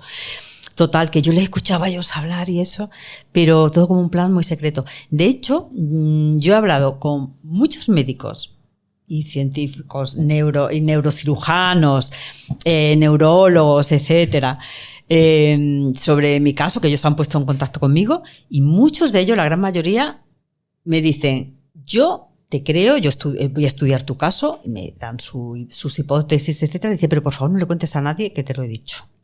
Porque no quieren, claro, que su reputación quede en entredicho. Entonces, muchos de los médicos que creen en esto, pues no lo dicen abiertamente. Por ejemplo, el caso de Eben Alexander, el neurocirujano, no sé si lo conocéis, que no creía en estas cosas, y luego resulta que le pasó a él.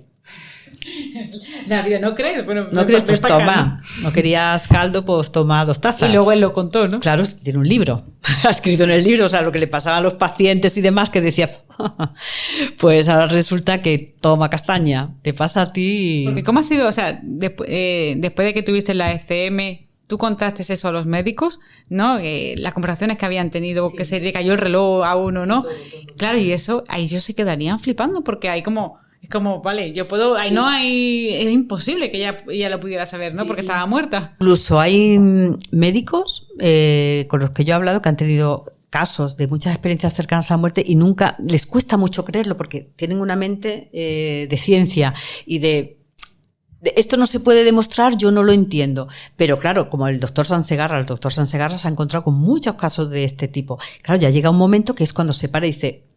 Oye, a ver qué es lo que pasa aquí. ¿Será que es verdad que no se lo están inventando? Entonces empieza a investigar el tema. Claro, que la cuestión es que ellos pueden basarse en el rigor científico y me parece totalmente comprensible. Pero claro, cuando viene alguien y te dice, yo sé lo que tú estabas haciendo y lo que estaba haciendo el otro en la sala de al lado. ¿Cómo lo sabes? Pues aún así, a veces... siguen sin creerlo. La creencia a lo mejor, ¿no? Sí, sí. Hay personas que, yo qué sé, conozco también el caso de otro médico que trató mi caso contando que incluso una anciana a la que había reanimado cuando la reanimó y ella diciendo, ¿por qué tú me has hecho esto, lo otro? Le pegó una bofetada y dijo... Le pegó al reanimarla. Porque yo estaba allí muy a gusto, estaba viendo a mis hijos ahí discutiendo por la herencia en la otra habitación y tú me has resucitado y ahora sabes qué te digo, que no sé qué, ¡pum! Le di un guantazo y dice, como me vuelva a morir, no me vuelvas a reanimar, pero júramelo, de un papel, quiero... Bueno... Pues aún así, a él decía, y yo no me lo creía, hasta que ya me pasaron más casos. Y le pegó un guantazo, donde tienen que pegar más guantazos. Sí, luego, efectivamente, una enfermera comentó lo que había en la conversación de los hijos sobre la herencia de la habitación, y era cierto. Y él tenía todos los datos, sabía que era verdad, le había explicado todo lo que le había hecho, mientras estaba clínicamente muerta. Pues todavía le costaba trabajo creerlo, y es normal. Qué curioso que ella no quería volver, ¿no? Ella tenía muy claro que no quería volver. Y jurando, pero además dice que hubo un momento en el que se echó a llorar, por favor, si me vuelve a pasar no me despiertes, llorando. Qué cosa, porque es cierto que mucha gente tiene miedo a morir y luego cuando se van allí están súper a gusto y no quieren volver, ¿no? Exacto, yo no quería volver, Parece algo chistoso, ¿no? Pero es curioso, ¿no? La verdad es que todos los casos de experiencia cercana a la muerte, el 98% de los que conozco, ninguno quería volver. Y sí es cierto que hay algunos casos de experiencia cercana a la muerte que son muy traumáticos. ¿Eso por qué? Yo los casos que personalmente he investigado y conozco son muy poquitos y en todos son personas que habían hecho mucho daño o estaban haciendo daño en ese momento a personas en su vida. Estaban haciendo mucho daño. Y en esa experiencia se encontraban con cosas muy tétricas y bastante horribles donde ellos podían ver todo el mal que estaban haciendo y ser conscientes, porque realmente luego en su vida ellos no eran conscientes para nada. Entonces, al volver y al regresar de esa experiencia tan horrible, tan traumática, fue cuando se dieron cuenta de decir, ¿qué estoy yo haciendo? Entonces, esa experiencia les sirvió para poder hacer el bien. ¿Tú crees que se lo mostraron para que vean lo que estaban haciendo o porque fueron a lo mejor a otro plano que había maldad? No, yo quiero pensar que, como yo siempre pienso que todo lo que ocurre es para nuestro bien y es para un fin superior. Entonces fue alguien o algo con amor que se lo hicieron ver para que esta persona regresara y pudiera reparar el daño, que es lo que han hecho todos estos en estos casos. Y es muy bonito ver cómo reparan ese daño, cómo lo intentan. A veces pueden, a veces no, pero cómo cambian ellos. Precioso. Hubo el caso de uno que se ahogó, además tuvo un accidente en su barco y cómo lo cuenta, es que fue una tragedia horrible, esa forma de morir tan espantosa que tuvo, cómo estaba allí bajo el agua y cómo le estaban mostrando, él no llegó a ver a nadie, cómo le estaban mostrando absolutamente todas las cosas malas que había hecho en su vida, como una especie de película, fotografías, vídeos, y decir, o sea, estar espantado de lo que estaba viendo. Como si no fuera él, como diciendo, ¿qué persona tan mala es capaz de hacer todo eso? Claro, yo creo que se lo estaban ahí como mostrando, ¿no? Para volver, ¿no? Y cambiar todo eso en algo bueno. ¿Y cómo fue que luego estuviste investigando de CM? ¿Te quedó como querías saber gente que, claro, supongo que querías validar, ¿no? Lo que tú habías bebido, ¿no? Como lo que hemos visto, lo que hemos hablado antes, ¿no? De cuando estás mal, deberías buscar gente que haya vivido tu situación, ¿no? Yo lo que hice fue eso, no lo sabe mi familia, no lo sabe nada más que una persona a la que considero familiar, pero yo empecé a moverme en grupos de este tipo porque necesitaba sentirme comprendida, yo necesitaba contar, es que a mí me pasó, a mí también, ¡ay, qué bien!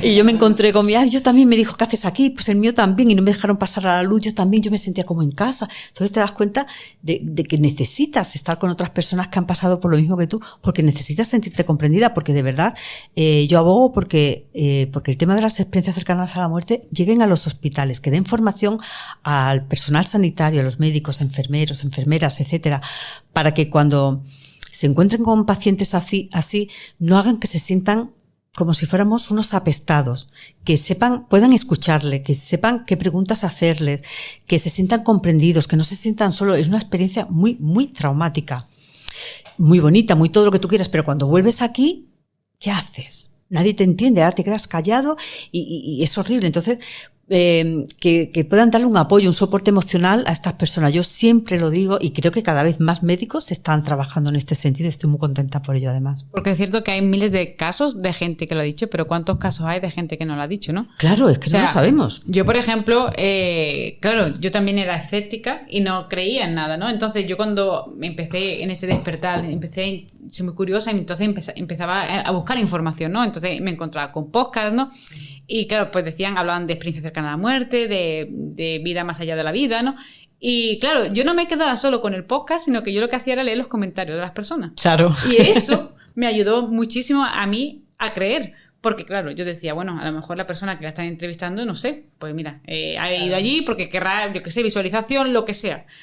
Pero yo, bueno, y todos los comentarios de la gente que están diciendo que han tenido una FM o que, por ejemplo, cuando buscaba de vidas pasadas, ¿no? Y decía, no, mi hijo decía que me eligió, nos eligió a los padres. Otro hijo que también, que pasó lo mismo, que recordaba a su otra familia. Y veía los comentarios, tanta gente diciendo de FM, gente que había visto, que había escuchado algo, ¿no? Y digo, vale, esa gente que van a ganar por poner ahí un comentario diciendo su experiencia. Raro es el día que no me escribe alguien que me diga, mira, yo también he tenido una experiencia cercana a la muerte, me la cuenta y dice, pero por favor no digas nada, y nunca se lo he dicho a nadie. Entonces yo le comento que se lo comente a alguien, a su ser querido más, a quien sea, pero que lo cuente, lo comparta, porque es importante, y no lo quieren hacer. O sea, ¿cuánta gente hay que no lo cuenta? Es que yo por eso veo que es importante difundir y no tener miedo a que nos juzguen, porque al final cuanto más hables de algo, menos miedo hay. Y cuanto menos miedo hay, al final vives mejor, ¿no? Porque si tienes una enfermedad, me detectan a mí una enfermedad y yo no pienso que hay algo más, o sea, para mí es terrorífico. O sea, porque yo pienso, ya lo pensaba antes, ¿no? Cuando yo no creía en todas estas cosas, digo, ay, no, mañana me muero, o que me va a pasar un accidente, o me pase esto. Y yo vivía o sea, tenía miedo a la muerte porque yo decía, tengo mucho que vivir, no sé qué, y no me quiero morir, que me muero y ya, se acabó. O sea, bye bye, Estefanía, ¿no? Entonces, claro, se me daba un terror absoluto. ¿Y qué pasa? Que cuando he visto gente que ha estado enferma y le detectan una enfermedad y tal, y claro, ellos entran en temor. O sea, y estoy segura que tú que has estado con enfermos terminales, o sea, gente que no cree en eso, tiene que estar en puro temor, porque como no sabe lo que les espera, obviamente es como, oh, mi vida se acaba y ya, ¡pum! ¿no? Es que esto de las críticas y el miedo es brutal, porque claro, uno de mis mayores miedos cuando empezaron las primeras entrevistas era que yo no quería hacerlas, ¿no? Digo, porque ahora como lo cuento, y ahora verás tú los comentarios y total, que la gente que me había sacado el libro me habían publicado, mi mentora, venga Tessa, pa'lante, no te preocupes, tú pa'lante, tú tienes un objetivo y tienes que llevar el mensaje. Primera entrevista, que además me hizo un catedrático mexicano muy interesante. El collar que lleva es espantoso. Tiene pinta de bruja. El collar es de bruja, seguro. Y era un collar muy bonito que me había regalado mi padre, además muy sencillito. Y mira, me sentó de mal. Dijo, por favor, el collar de mi padre. ¿Cómo puede decir que es un collar de bruja? No sé qué. Me puse a llorar. Y ahora de repente, claro, llega otro hate por allí. Pues yo creo que esta se ha fumado, no sé qué. El siguiente. Esta lo que pasa que no la aguantaban ni en el otro lado, por eso la devolvieron. Así será yo me voy a reír, de verdad, este comentario me río. Así será la tía de tóxica. Bueno, todo así. Y claro, yo me lo tomaba tremenda, me hartaba de llorar, pero lo pasaba muy mal, muy mal. Y claro, luego ya con el tiempo, me lo paso bomba. Hace poco salió en el Nacional, no, en La Nación, en México creo que es, ¿no? Bueno, pusieron la noticia mía, que había salido en el Daily Mirror, en The Telegraph, yo que sé, había salido en Inglaterra, en todas partes. Ha salido hasta en Japón, en China, de repente yo me desperté un día y en todas partes del planeta estaba mi noticia. Menos mal que ya estaba preparada, porque esto fue hace unos meses. Y de repente, claro, me pongo a ver en las redes sociales qué es lo que decía la gente, las reacciones a la noticia. Entonces había algunos muy bien, tal y cual, ah, sí, y empiezan a contar su experiencia. Había otras, como esta de La Nación, de ese tipo. Esta tóxica, pero tóxica, que no la querían allí en el otro lado. Su amiga, pues ya verás, ¿sabes? La amiga estaría también fumada, la muerta, no sé qué. Bueno, una serie de cosas. Esta lo que quiere es forrarse con los libros. Y yo decía, pero ¿cómo que forrarme con los libros? Hay formas mucho más interesantes de ganar dinero. Y yo las conozco porque he trabajado en muchas cosas, he sido empresaria también, en fin, que eso de vivir de los libros es un poco como que no sabe. Pero yo me reía de todo, incluso les contestaba, di que sí. Gracias, me lo paso bomba con vosotros, de verdad. Ay, mira, encima hasta contesta y todo. Y fue cuando me di cuenta, de esto hace unos meses, que por fin ya me da igual lo que la gente opine. Ya no me importa, yo sé que mi mensaje va a llegar a la persona que tiene que llegar, que realmente lo necesita. Y a quien no llegue, pues igual que a mí me pasaba cuando yo veía a una que contaba, he tenido una experiencia cercana a la muerte, y yo jaja, jiji, juju, pues igual. Es que es normal, es que no pasa nada. Claro, o sea, al final tienes que verlo no como modo crítica. Al final todo el mundo vivimos situaciones... O sea, ¿cuántas veces hemos visto que vas por la calle y va un coche pitando al otro y chillándole? Sí. O sea, Es decir, tú dices, bueno, ¿qué te ha hecho? O sea, y tú dices, no, es que esa persona a lo mejor está viviendo un momento en su vida de problemas, de infelicidad, de cual que sea, y necesita desahogarse de alguna manera. Y a lo mejor su manera de desahogarse pues es poniéndote un comentario en YouTube, ¿no? Es su problema, no es el mío, pero me ha costado verlo, darme cuenta. Obviamente, con esto tiene que ser para que le llegue a alguien, le va a llegar que le ayude. O sea, y con que le ayude a uno, le ayude a 2 o le ayude a 100, o sea, da igual. O sea, la cuestión es que haya alguien que esté en ese momento que le haga un clic, como me hizo a mí, porque yo también era escéptica. Yo tampoco, o sea, no es que yo no me ponía a perder mi tiempo a criticar a nadie en los comentarios, sino que a lo mejor pues veía el vídeo y decía, bueno, ya veremos, ¿no? Y lo dejaba ahí en stand-by. Pero al final la vida te va poniendo una cosa, otra cosa, otra cosa, otra cosa, hasta que llega un momento que dice el clic, sí. Te hace el clic en la cabeza, ¿no? Sí. Y como que despiertas. Pues yo lo veo desde el modo de que si hay comentario negativo o alguien te critica, da igual que no sean comentarios, a lo mejor puede ser un amigo o a lo mejor puede ser el vecino de al lado, ¿no? Yo pienso que a lo mejor esa persona todavía no ha llegado a su momento del clic, no pasa nada. Y a lo mejor nunca va a llegar. Y a lo mejor no llega. Exacto, pues no pasa nada tampoco, ¿no? Exacto. O sea, no hay que tomárselo, supongo que personal. No, que va. Yo ya me lo tomo de otra manera, ya no tengo miedo a lo que pase y yo me quedo con que todos los días los mensajes que recibo de las personas cuando me dicen he visto tu entrevista de tal y me ha ayudado porque he perdido un hijo, he perdido a mi novio, he perdido a alguien o estoy atravesando una enfermedad mortal o mi padre acaba de morir, el último libro que ha leído es el tuyo, por ejemplo, murió en paz, cosas así. Entonces tú dices, wow, mereció la pena volver. Y a veces merece la pena hacer toda esta entrevista porque alguna supone que tengo que hacer vuelos muy largos, esperar en un aeropuerto 7 horas, pero estás ahí esperando y dices, con que solo ayudes a una persona con esta entrevista... No, de hecho ya estás ayudando a gente incluso, o sea, con los libros, con la entrevista y acompañando también a la gente que está terminal, ¿no? Porque tú estando con ellos, o sea, ¿qué es lo que ves? ¿Qué es lo que ves que tienen en común? Su arrepentimiento, sus pensamientos. Los arrepentimientos, anda que no he aprendido de ellos, creo... Es brutal lo que he aprendido de ellos. Los arrepentimientos, hay una enfermera canadiense, creo, australiana, que los resumió, pero son más o menos, ya te digo que no, ella también estuvo acompañando muchos años a enfermos terminales. Básicamente son, yo he aprendido mucho de ellos, intento no arrepentirme de eso. Arrepentirme de que he pasado demasiado tiempo trabajando. Y no hacer esa empresa o esa cosa que a mí me gustaba, hacer un trabajo que me hiciera a mí feliz. Aunque gane menos o no tenga el sueldo fijo, es fundamental eso de no estar ahí 12 horas trabajando para hacer rico a otra persona, todo eso me lo han contado 20 veces. El no haber pasado más tiempo con la familia y con los seres queridos. El no haberle dicho a esa persona de la que estabas enamorada, haberle dicho, estoy enamorada de ti. Es una cosa que me lo repiten mucho. ¿Cómo hubiera sido mi vida si yo me hubiera atrevido a decirle a fulanita, es que estoy loco por ti y haber tenido una vida... Eso, pero un montón.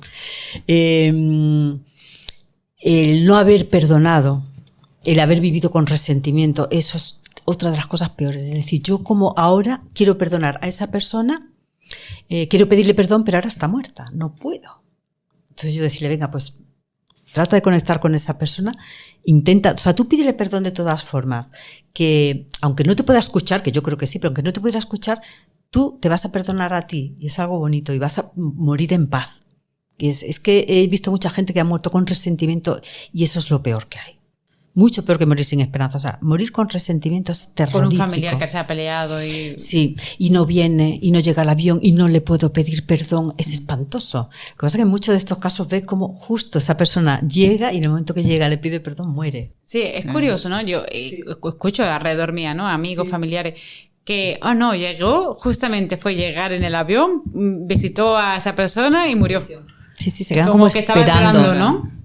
Incluso también hablando sobre cuando van a morir, ¿no? ¿Cómo ves tú que es la forma correcta de acompañarlos a que den ese paso, esa transición? Sí. Porque yo veo en muchas ocasiones, o sea, lo veo diariamente, que esa persona se va, cuando la otra persona se va, cuando su familiar se va a la cafetería, se va abajo, o sea, constantemente me dicen, me fui abajo a la cafetería y justamente me llamaron de que mi abuela le había pasado no sé qué. Claro, porque nosotros, eso también lo comento yo en 24 minutos en el otro lado, porque las enfermeras le llaman la hora de no sé qué, no me acuerdo ahora. Normalmente al amanecer, que es cuando el familiar que te está cuidando se ha quedado dormido, es justo antes del amanecer, que es cuando está más oscuro. O las enfermeras están ahí así como dormitando, están todos los enfermos calladitos, y es cuando ya el enfermo dice, ahora me puedo ir tranquilo, ahora no me está viendo, porque ellos no quieren que la persona que está cuidando de ellos, su ser querido, sufra. Entonces, tampoco les ayudamos, porque estamos, quédate más, aguanta, lo vas a superar, quédate un poco más, no te vayas, me vas a dejar solo. Entonces, lo que sí funciona es, como hicimos con mi abuela, por ejemplo, ¿no? Que fue una cosa muy bonita, estar todos con ella, y ella se fue despidiendo de uno en uno con todos ellos. Todos nos despedimos deseándole un buen viaje, dándole las gracias por haber estado con nosotros. En ningún momento le dijimos, abuela, no te mueras, abuela, me vas a hacer... No, habíamos quedado todos de acuerdo en lo que teníamos que decirnos. Gracias, abuela. Sí, te voy a echar muchísimo de menos, pero yo no quería entonces en la otra vida ni nada. Pero yo quiero pensar que algún día voy a volver a verte. Y si no, para mí ha sido la mejor abuela del mundo. Y darle un beso, un abrazo, irte...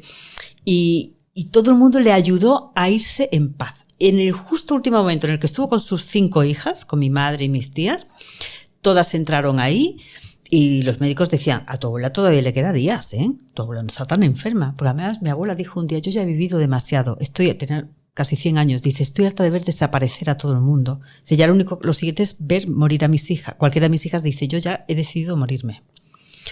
Y ella comía normal y todo, pero automáticamente empezó a irse apagando. Y fue reunir a sus 5 hijas, despedirse de ellas, y justo cuando les dijo las últimas cosas, siempre os querré, sois las mejores hijas que he tenido, tal y cual, falleció, tranquilamente y en paz. En ningún momento ellas dijeron, mamá, quédate, mamá, ¿por qué no te quedas más tiempo? ¿Por qué quieres ahora morirte? ¿Por qué? No, ellas vieron que ella ya que deseaba morir y le dejaron morir en paz. Entonces, eso es lo que tenemos que hacer, no apegarnos a la tierra.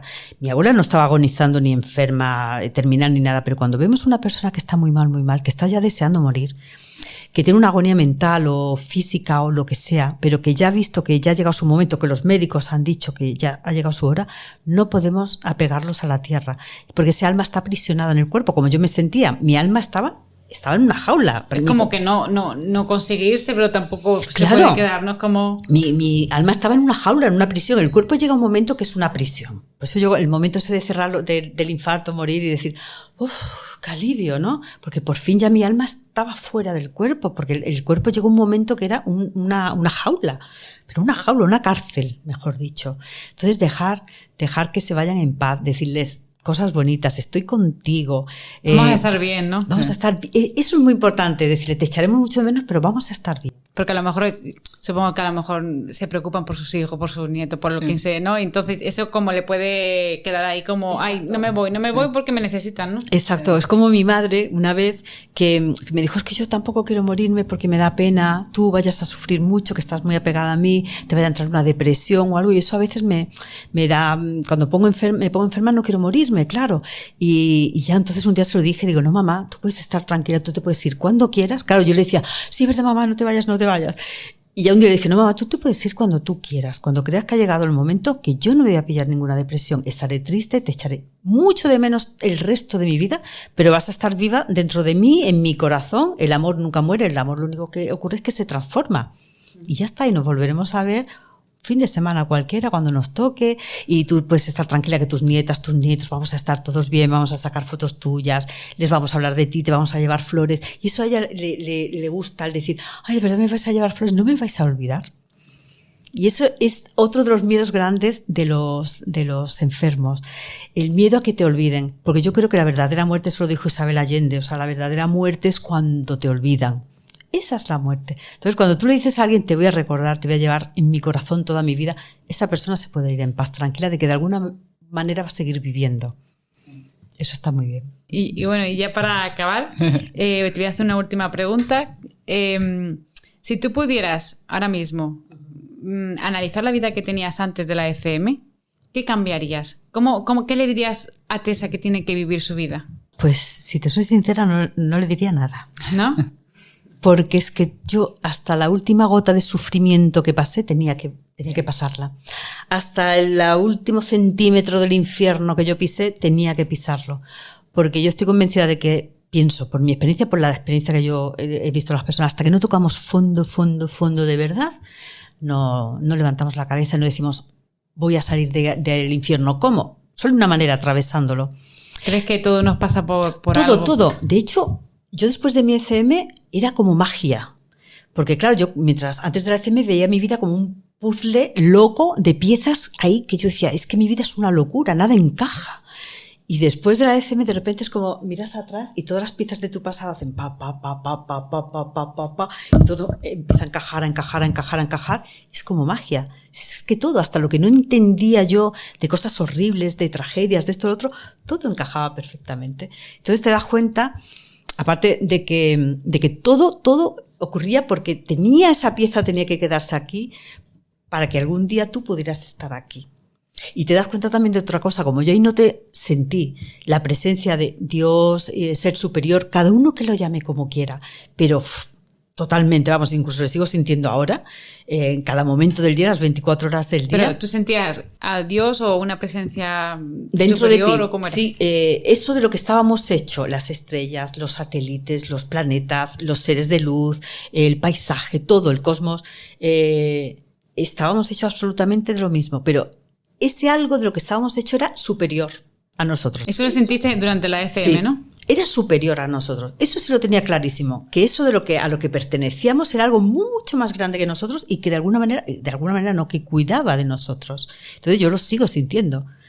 No digo que sea Alá ni que sea Jesucristo, claro, ni que sea eso. Supongo que cada uno lo llama, o sea, según sus creencias, ¿no? Supongo que lo que cree pues en el budismo, pues ve a Buda, a Dios, ¿no? Pero al final es algo, ¿no? Superior, sí, que es de donde venimos todos, ¿no? Exacto, pero además es algo que no es a lo que tú puedas adorar como una figura religiosa, ¿no? Es algo que está dentro de ti, que tú formas parte de eso. Entonces cuando te das cuenta de que tú formas parte de eso, tú eres, y de alguna manera tú también eres como Dios, ¿no? Porque que estás hecho de la misma materia divina. Entonces, claro, cuando sientes eso, vives mucho más tranquilo. Por eso es importante creer en algo, en lo que sea, aunque sea en tu yo superior. Sobre todo las personas ahora que están enfermas escuchándonos, que tengan algún ser querido que haya fallecido. Sentir que todo va a estar bien, que hay algo superior que realmente cuida de nosotros, que aunque hayamos tenido tragedias horribles, yo lo que sentía era, cuando vi ese puzzle que se encajaba a la perfección, yo decía, este Dios que yo he conocido, que siento dentro de mí, sentía como si hubiera cogido, porque yo sentía como si me hubiera roto en millones y millones de fragmentos. Así me sentí después de mi ECM, o sea, yo tenía que reconstruirme, no ha sido fácil.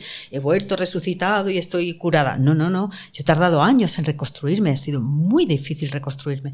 Pero me he dado cuenta de que Dios ha cogido, digo Dios, cada uno que lo llame como quiera, de que Dios ha cogido todos y cada uno de todos esos trocitos y cachitos míos rotos y los ha ido recomponiendo Él, y lo ha ido convirtiendo en algo hermoso.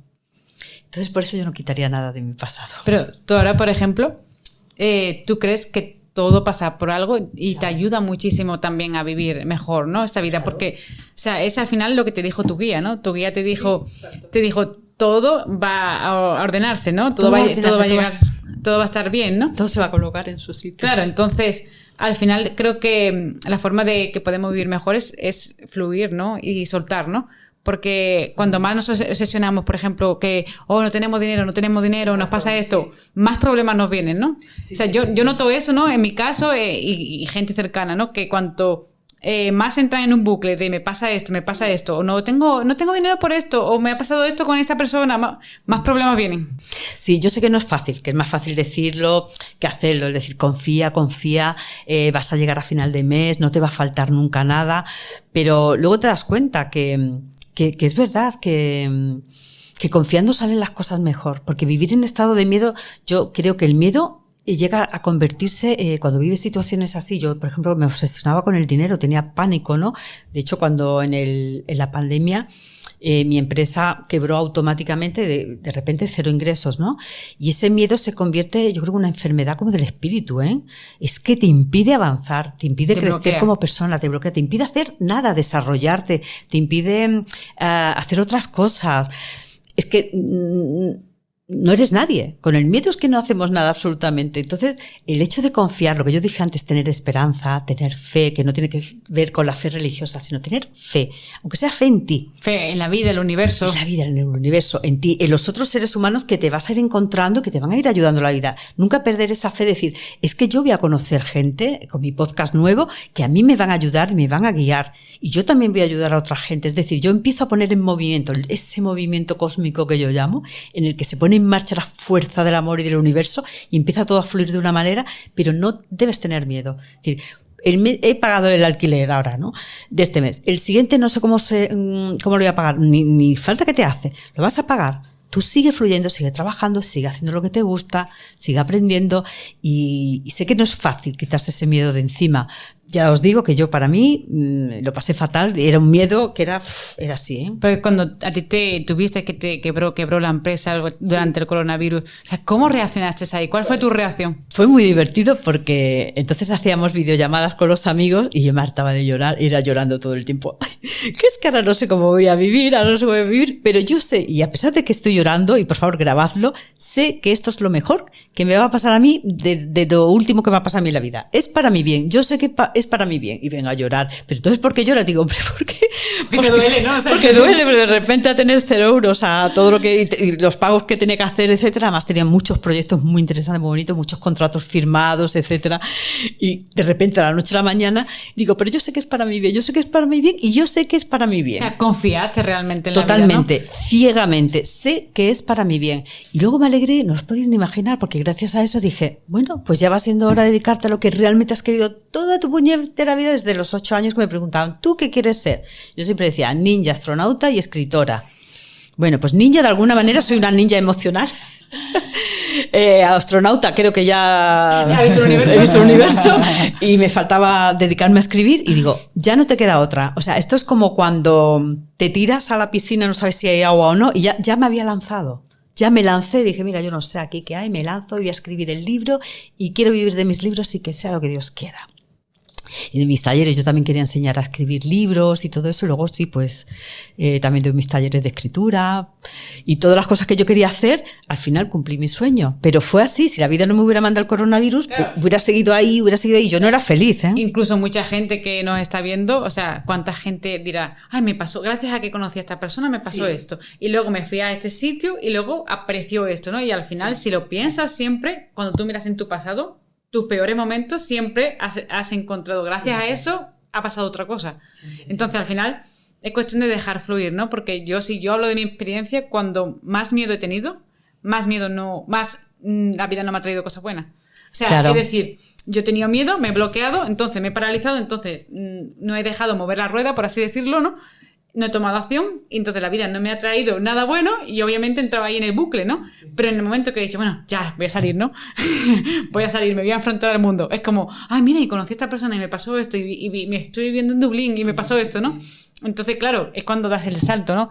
Entonces, ahora es el trabajo yo creo que la gente, lo importante es confiar en la vida, ¿no? Confiar que te lo van a ir poniendo, que no pasa nada, que pídelo a los guías. Hay que saber pedir. Pide, quiero esto, quiero lo otro, pero confía, ¿no? Y suelta, ¿no? Sí, sí. Uno de los enfermos que cuidé, que luego falleció, pero bueno, fue una persona maravillosa, pudo morir en paz y demás, siempre me decía, porque yo le hablaba de mis sueños, lo que quería y demás, y yo tenía muchos miedos todavía entonces, ya había pasado la ECM hace años, pero yo seguía con muchos temores, inseguridades, ya os digo que el camino ha sido largo hasta llegar aquí. Yo siempre me decía, ¿pero qué es lo que más te gustaría eso? Yo le decía las cosas, digo, ¿pero qué es lo que más miedo me da? Es esto. Dice, pues eso que más miedo te da es lo que te va a hacer feliz realmente. Y tenía toda la razón, porque es que lo que más miedo me ha dado en la vida, al final es lo que más trabajo te cuesta hacer por miedo y al final es lo que te hace realmente feliz. Cierto, ¿eh? El camino está en el miedo, ¿no? El miedo. O sea, y además el miedo está acostumbrado a que te dé la vuelta, pero, o sea, decir, a que corras, pero cuando te da la vuelta y lo enfrentas es como, ¿qué ha pasado aquí, ¿no? El miedo te quiere siempre en el área de confort, que de confortable no tiene nada, pero bueno, también es biológico, es decir, el cuerpo humano está diseñado para supervivencia, entonces él no quiere sacarte de la zona de confort porque ahí no sabe cómo trabajar, ¿no? Pero bueno, ahí está nuestro desarrollo espiritual, para eso estamos, para decir, no, yo no quiero estar en esa zona de confort, que de confortable no tiene nada, yo quiero ir para allá, ¿no? O sea, al final, creo que lo importante, o sea, hay una frase del estoicismo que dice que lo peor no es morir, sino no haber vivido, ¿no? Totalmente. Sí, de hecho yo lo comento en el libro. A mí el mayor miedo, cuando me preguntan ¿cuál es tu mayor miedo? Digo, mira, ¿te da miedo morir eso? Digo, no, a mí no me da miedo morirme. Lo que más miedo me da es estar muerta en vida. Eso para mí es lo peor, ver personas con lo bonita que es la vida, que no tienen enfermedades, que tienen dinero, que tienen de todo, que no son felices con sus parejas, pues déjala. Además, esa persona tiene derecho también a estar con otra persona que le haga feliz. Que no te hace feliz esa vida que tienes, cámbiala. Pero intenta ser feliz, que no estás enferma como otras personas que dan las gracias por ver todos los días la luz del sol. En fin, que sí, que hay que... Viven en conflicto, en la queja, ¿no? Exacto, bueno, de eso, madre mía, es que yo nunca he visto tanta gente que viva en el modo queja como en esta época. Por lo menos que yo recuerde. No lo sé, eso de esta época de queja. El deporte moderno, dicen. Sí, es terrorífico. O sea, madre mía, pero si la vida es mucho más sencilla. Pero si es que, yo qué sé, te vas a países, mira, por ejemplo, en Costa Rica, yo me acuerdo, no sé ahora cómo será, que hace tiempo que no voy, me acuerdo que a lo mejor chocaban 2 coches y tal, y decían, no, perdona, que he sido yo, no he sido yo, no he sido yo. Digo, igualito en España, vas allí y vamos, y ha sido hasta tu madre. Yo creo que es el deporte, al final nos contaminamos, ¿no? Al final si escuchas... Hay gente quejándose, tú te quejas y al final va como dominó, ¿no? Sí, pero yo me he dado cuenta que la gente que está todo el día en modo queja, de verdad, terminan siendo muy, muy, muy desgraciadas. Porque lo que sí es cierto que el agradecimiento, aunque suena frase cliché, pero el agradecimiento es una de las mayores vitaminas para vivir. Cuando tú todos los días te levantas, como yo hago, y doy las gracias por los pescadores que están pescando, digo, ¡ay, qué sardinitas están pescando que yo luego me voy a comer! Gracias por este amanecer, gracias porque están barriendo las calles para que yo luego pueda pasear por ellas limpitas, gracias por los geranios tan bonitos que tengo que me alegran la vista. El momento que empiezas a agradecer, aunque tengas un día chungo, te levantes diciendo, vaya día horrible que me espera, dices, pero no está tan mal el día, estás despierta, guapa, que tú estabas muerta, que estabas enferma. O sea, incluso agradecer que hay muchísima gente peor, ¿no? Siempre hay gente peor, entonces siempre vas a tener cosas buenas que agradecer. Yo pienso que si tú te sientas en un momento y te pones a escribir, siempre vas a encontrar algo bueno. Yo, por ejemplo, de la ONG, ¿no? Lo que aprendí fue eso, sobre todo, el aprender a darme cuenta del derroche, del mundo del derroche en el que vivimos, el estar en otras culturas y otras sociedades que no tienen absolutamente de nada, pero de nada, Y digo, ahora llegas aquí y se queja uno, le monta el camarero una porque no le trae una servilleta o está tardando en traérsela. Pues si supiera que en este país no hay servilletas y que la gente se tiene que secar con las manos o con una piedra, te dan ganas de decirle al hombre, y darle un guantazo. Te voy a dar con la servilleta a la cabeza para que dejes de quejarte ya. Entonces sí, nos quejamos mucho. Yo creo que la queja, el problema es que atrae negatividad y vibras bajo y todo sale mal y al final todo va mal. Claro, es que es así. Si tú no ves nada bonito, no puedes atraer nada bonito. Y aunque lo traigas, con la mirada que lo vas a ver va a ser malo. O sea, para ti es que, aunque te llegase el príncipe azul en ese momento, tú lo vas a ver malo y feo. Claro, porque tú no ves nada bien. Si es que no vemos las cosas como son, sino como somos o estamos. Entonces, claro, vamos a ver el mundo realmente como somos. Bueno, para ir acabando ya, me gustaría que nos contaras un poco sobre tus libros, de qué tratan, cómo pueden ayudar a las personas. Dependiendo de lo que necesiten, en 24 minutos en el otro lado, lo pueden encontrar en todas las librerías, online, físicas, y si no, en alguna que no esté física la pueden pedir en Amazon. Luego también recomiendo mi segundo libro, que es muy lindo, que es Espíritus en la hoguera, la esperanza en el duelo y la enfermedad. Ahí cuento casos de personas enfermas que he acompañado, también el caso de los niños con leucemia, que es muy hermosa la historia, y también el caso de una santera de Cuba que yo conocí antes de mi ECM, que me dijo lo que me iba a pasar, y una hechicera de la selva de Costa Rica también, pero yo como no creía nada, yo decía, estas están fumadas, tú verás. Hasta que luego pasó. Es un libro muy bonito que acompaña mucho. Es una continuación de 24 minutos en el otro lado, ¿vale? El tercero. También el libro del duelo, ¿no? Sí. Luego el tercero es Los animales también van al cielo, porque es un duelo del que se habla muy poco, porque los animales de compañía yo siempre he tenido y son uno más de la casa. Para quien los tiene como uno de la casa, no hay como un objeto, ¿no? Entonces son personas que se sienten muy incomprendidas porque como es el perro el que se ha muerto, la gente no entiende porque llora y no quiere ir al trabajo ese día o necesita una semana de estar en casa porque piensan que es solo un perro, ¿no? O un gato. No, es un compañero de vida, es uno más de la casa. Entonces es un libro de acompañamiento que la verdad es muy lindo y también ayuda a mucha gente que han perdido un animal. A una mascota. Muy lindo. Y estoy haciendo una segunda parte porque me la han pedido, que quiero publicar antes de Navidad, que también es mucho más práctico y espero que ayude más. Y luego tengo el que he publicado hace muy poquito, que es el del duelo. Este es el duelo, 36 preguntas para transformar el dolor en sanación. Son 36 preguntas de acompañamiento para todo lo que es el duelo en base a mi experiencia. Entonces, la verdad que está teniendo muy buena acogida. Me escribe muchísima gente, está teniendo muy buenas opiniones de que les ayuda de verdad. Hay gente que me dice que es el único libro que de verdad les está ayudando, porque la mayoría de los libros que hay sobre el duelo, y están muy bien todos, porque yo también los he leído y me han servido en ese momento, son muchos de ellos muy teóricos, ¿no? Te explican las fases del duelo, el esto, el otro, pero tú dices, vale, sí, pero ¿cómo gestiono yo la ira? ¿Cómo se hace esto, no? Y entonces es un libro mucho más práctico y en el que yo estoy ahí hablando con el lector cara a cara, como yo digo, de forma muy íntima y personal, ayudándole para que se sienta acompañado para estar ahí en su duelo con toda la experiencia mía.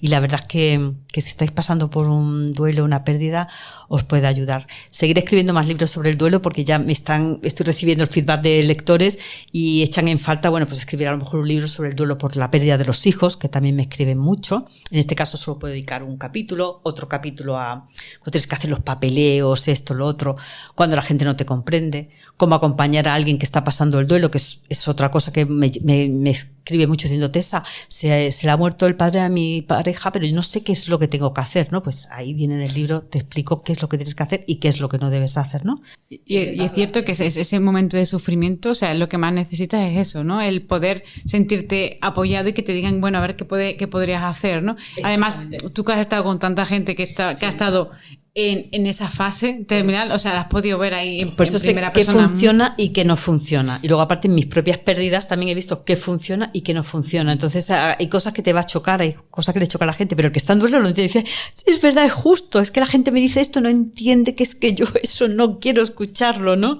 Y la verdad es que, bueno, está ayudando a muchas personas y, bueno, pues ahí estamos, tratando y quiero hacer muchos más libros que los tengo aquí en mente. Ha sido un día un poco loco para mí, se me ha olvidado traer los libros, o sea, mea culpa, pero bueno, podéis a través de mis redes sociales por privado, me puede escribir la gente y os lo puedo mandar dedicado a casa, en fin, que... Sí. Las redes sociales, ¿cuál es tu red social? Yo ahora mismo, redes sociales, para contactarte. Solamente Instagram. Básicamente. Lo que pasa es que lo tengo puesto Instagram para que salte en Facebook. Pero si la gente me escribe en Facebook, la verdad es que ni le contesto porque yo Facebook ya lo uso muy poco. Sobre todo en Instagram por mensaje privado, aunque tarde en responder, pero respondo. Porque son muchos mensajes al día, entre emails, mensajes privados y todo eso. Claro, todo el mundo que te intenta contactar. Sí, pero bueno, yo siempre intento contestar. Siempre intento contestar y sobre todo la gente que me escribe normalmente que está sufriendo, ¿no? Sí, eso es lo más bonito, ¿no? Yo creo que cuando alguien te escribe que está pasando mal y tú sientes que le has ayudado, es como un pequeño logro, ¿no? Como una satisfacción personal. Yo creo que no hay dinero en el mundo que pague la satisfacción de ver a una persona que le has ayudado, ¿no? Eso para mí es un poco de egoísmo también, y lo digo honestamente, porque claro, yo justo antes de morir, digamos, yo me sentía el ser más inútil del mundo. Veía que no servía para nada, que me iba a morir sin pena ni gloria, que no había hecho nada importante en mi vida, que... O sea, yo decía, es que no sirvo para nada. Entonces ahora cuando veo que sirvo para algo, pues a mí me ayuda. Es como, al final es propósito, ¿no? Estás ayudando a otras personas, pero al final te estás creando tú un propósito. Exacto. De que estás sirviendo a los demás, estás ayudando a los demás. Y yo siempre digo, es que yo quiero mi vida de utilidad. Exactamente, que una vida con sentido y significado. Pues Tessa, queríamos darte las gracias por estar aquí. Ya vamos a acabar. Estoy segura que tu experiencia, que tus conocimientos va a ayudar a muchísima gente, va a ayudar a las personas adecuadas y las personas que lo necesitan. Y gracias por seguir difundiendo este conocimiento y difundiendo tu experiencia, porque podías haberte callado y quedártelo para ti, pero gracias a que has difundido, has podido ayudar a muchas personas, y estoy segura que la gente que ha leído tu libro, la gente que te ha escuchado en podcast, ha podido hacer un clic y ayudarle un poquito, y al final eso es para lo que venimos aquí, ¿no? Para ayudar. Así que muchas gracias y que sigas haciendo esto. De Gracias, verdad. Estefanía y Juliana, sois maravillosas y de verdad os auguro muchísimo éxito, ya veréis cómo sí. Y espero que nos volvamos a ver dentro de un tiempo y volvamos a hablar de otros temas y ya veréis que os va a ir súper bien. Y bueno, si te ha gustado este podcast, compártelo con la persona que lo pueda necesitar. Y déjanos, si ha habido alguna experiencia similar, nos gustaría que lo dejaras en los comentarios porque puede ayudar a muchísimas personas. Hasta la vista. Hasta luego.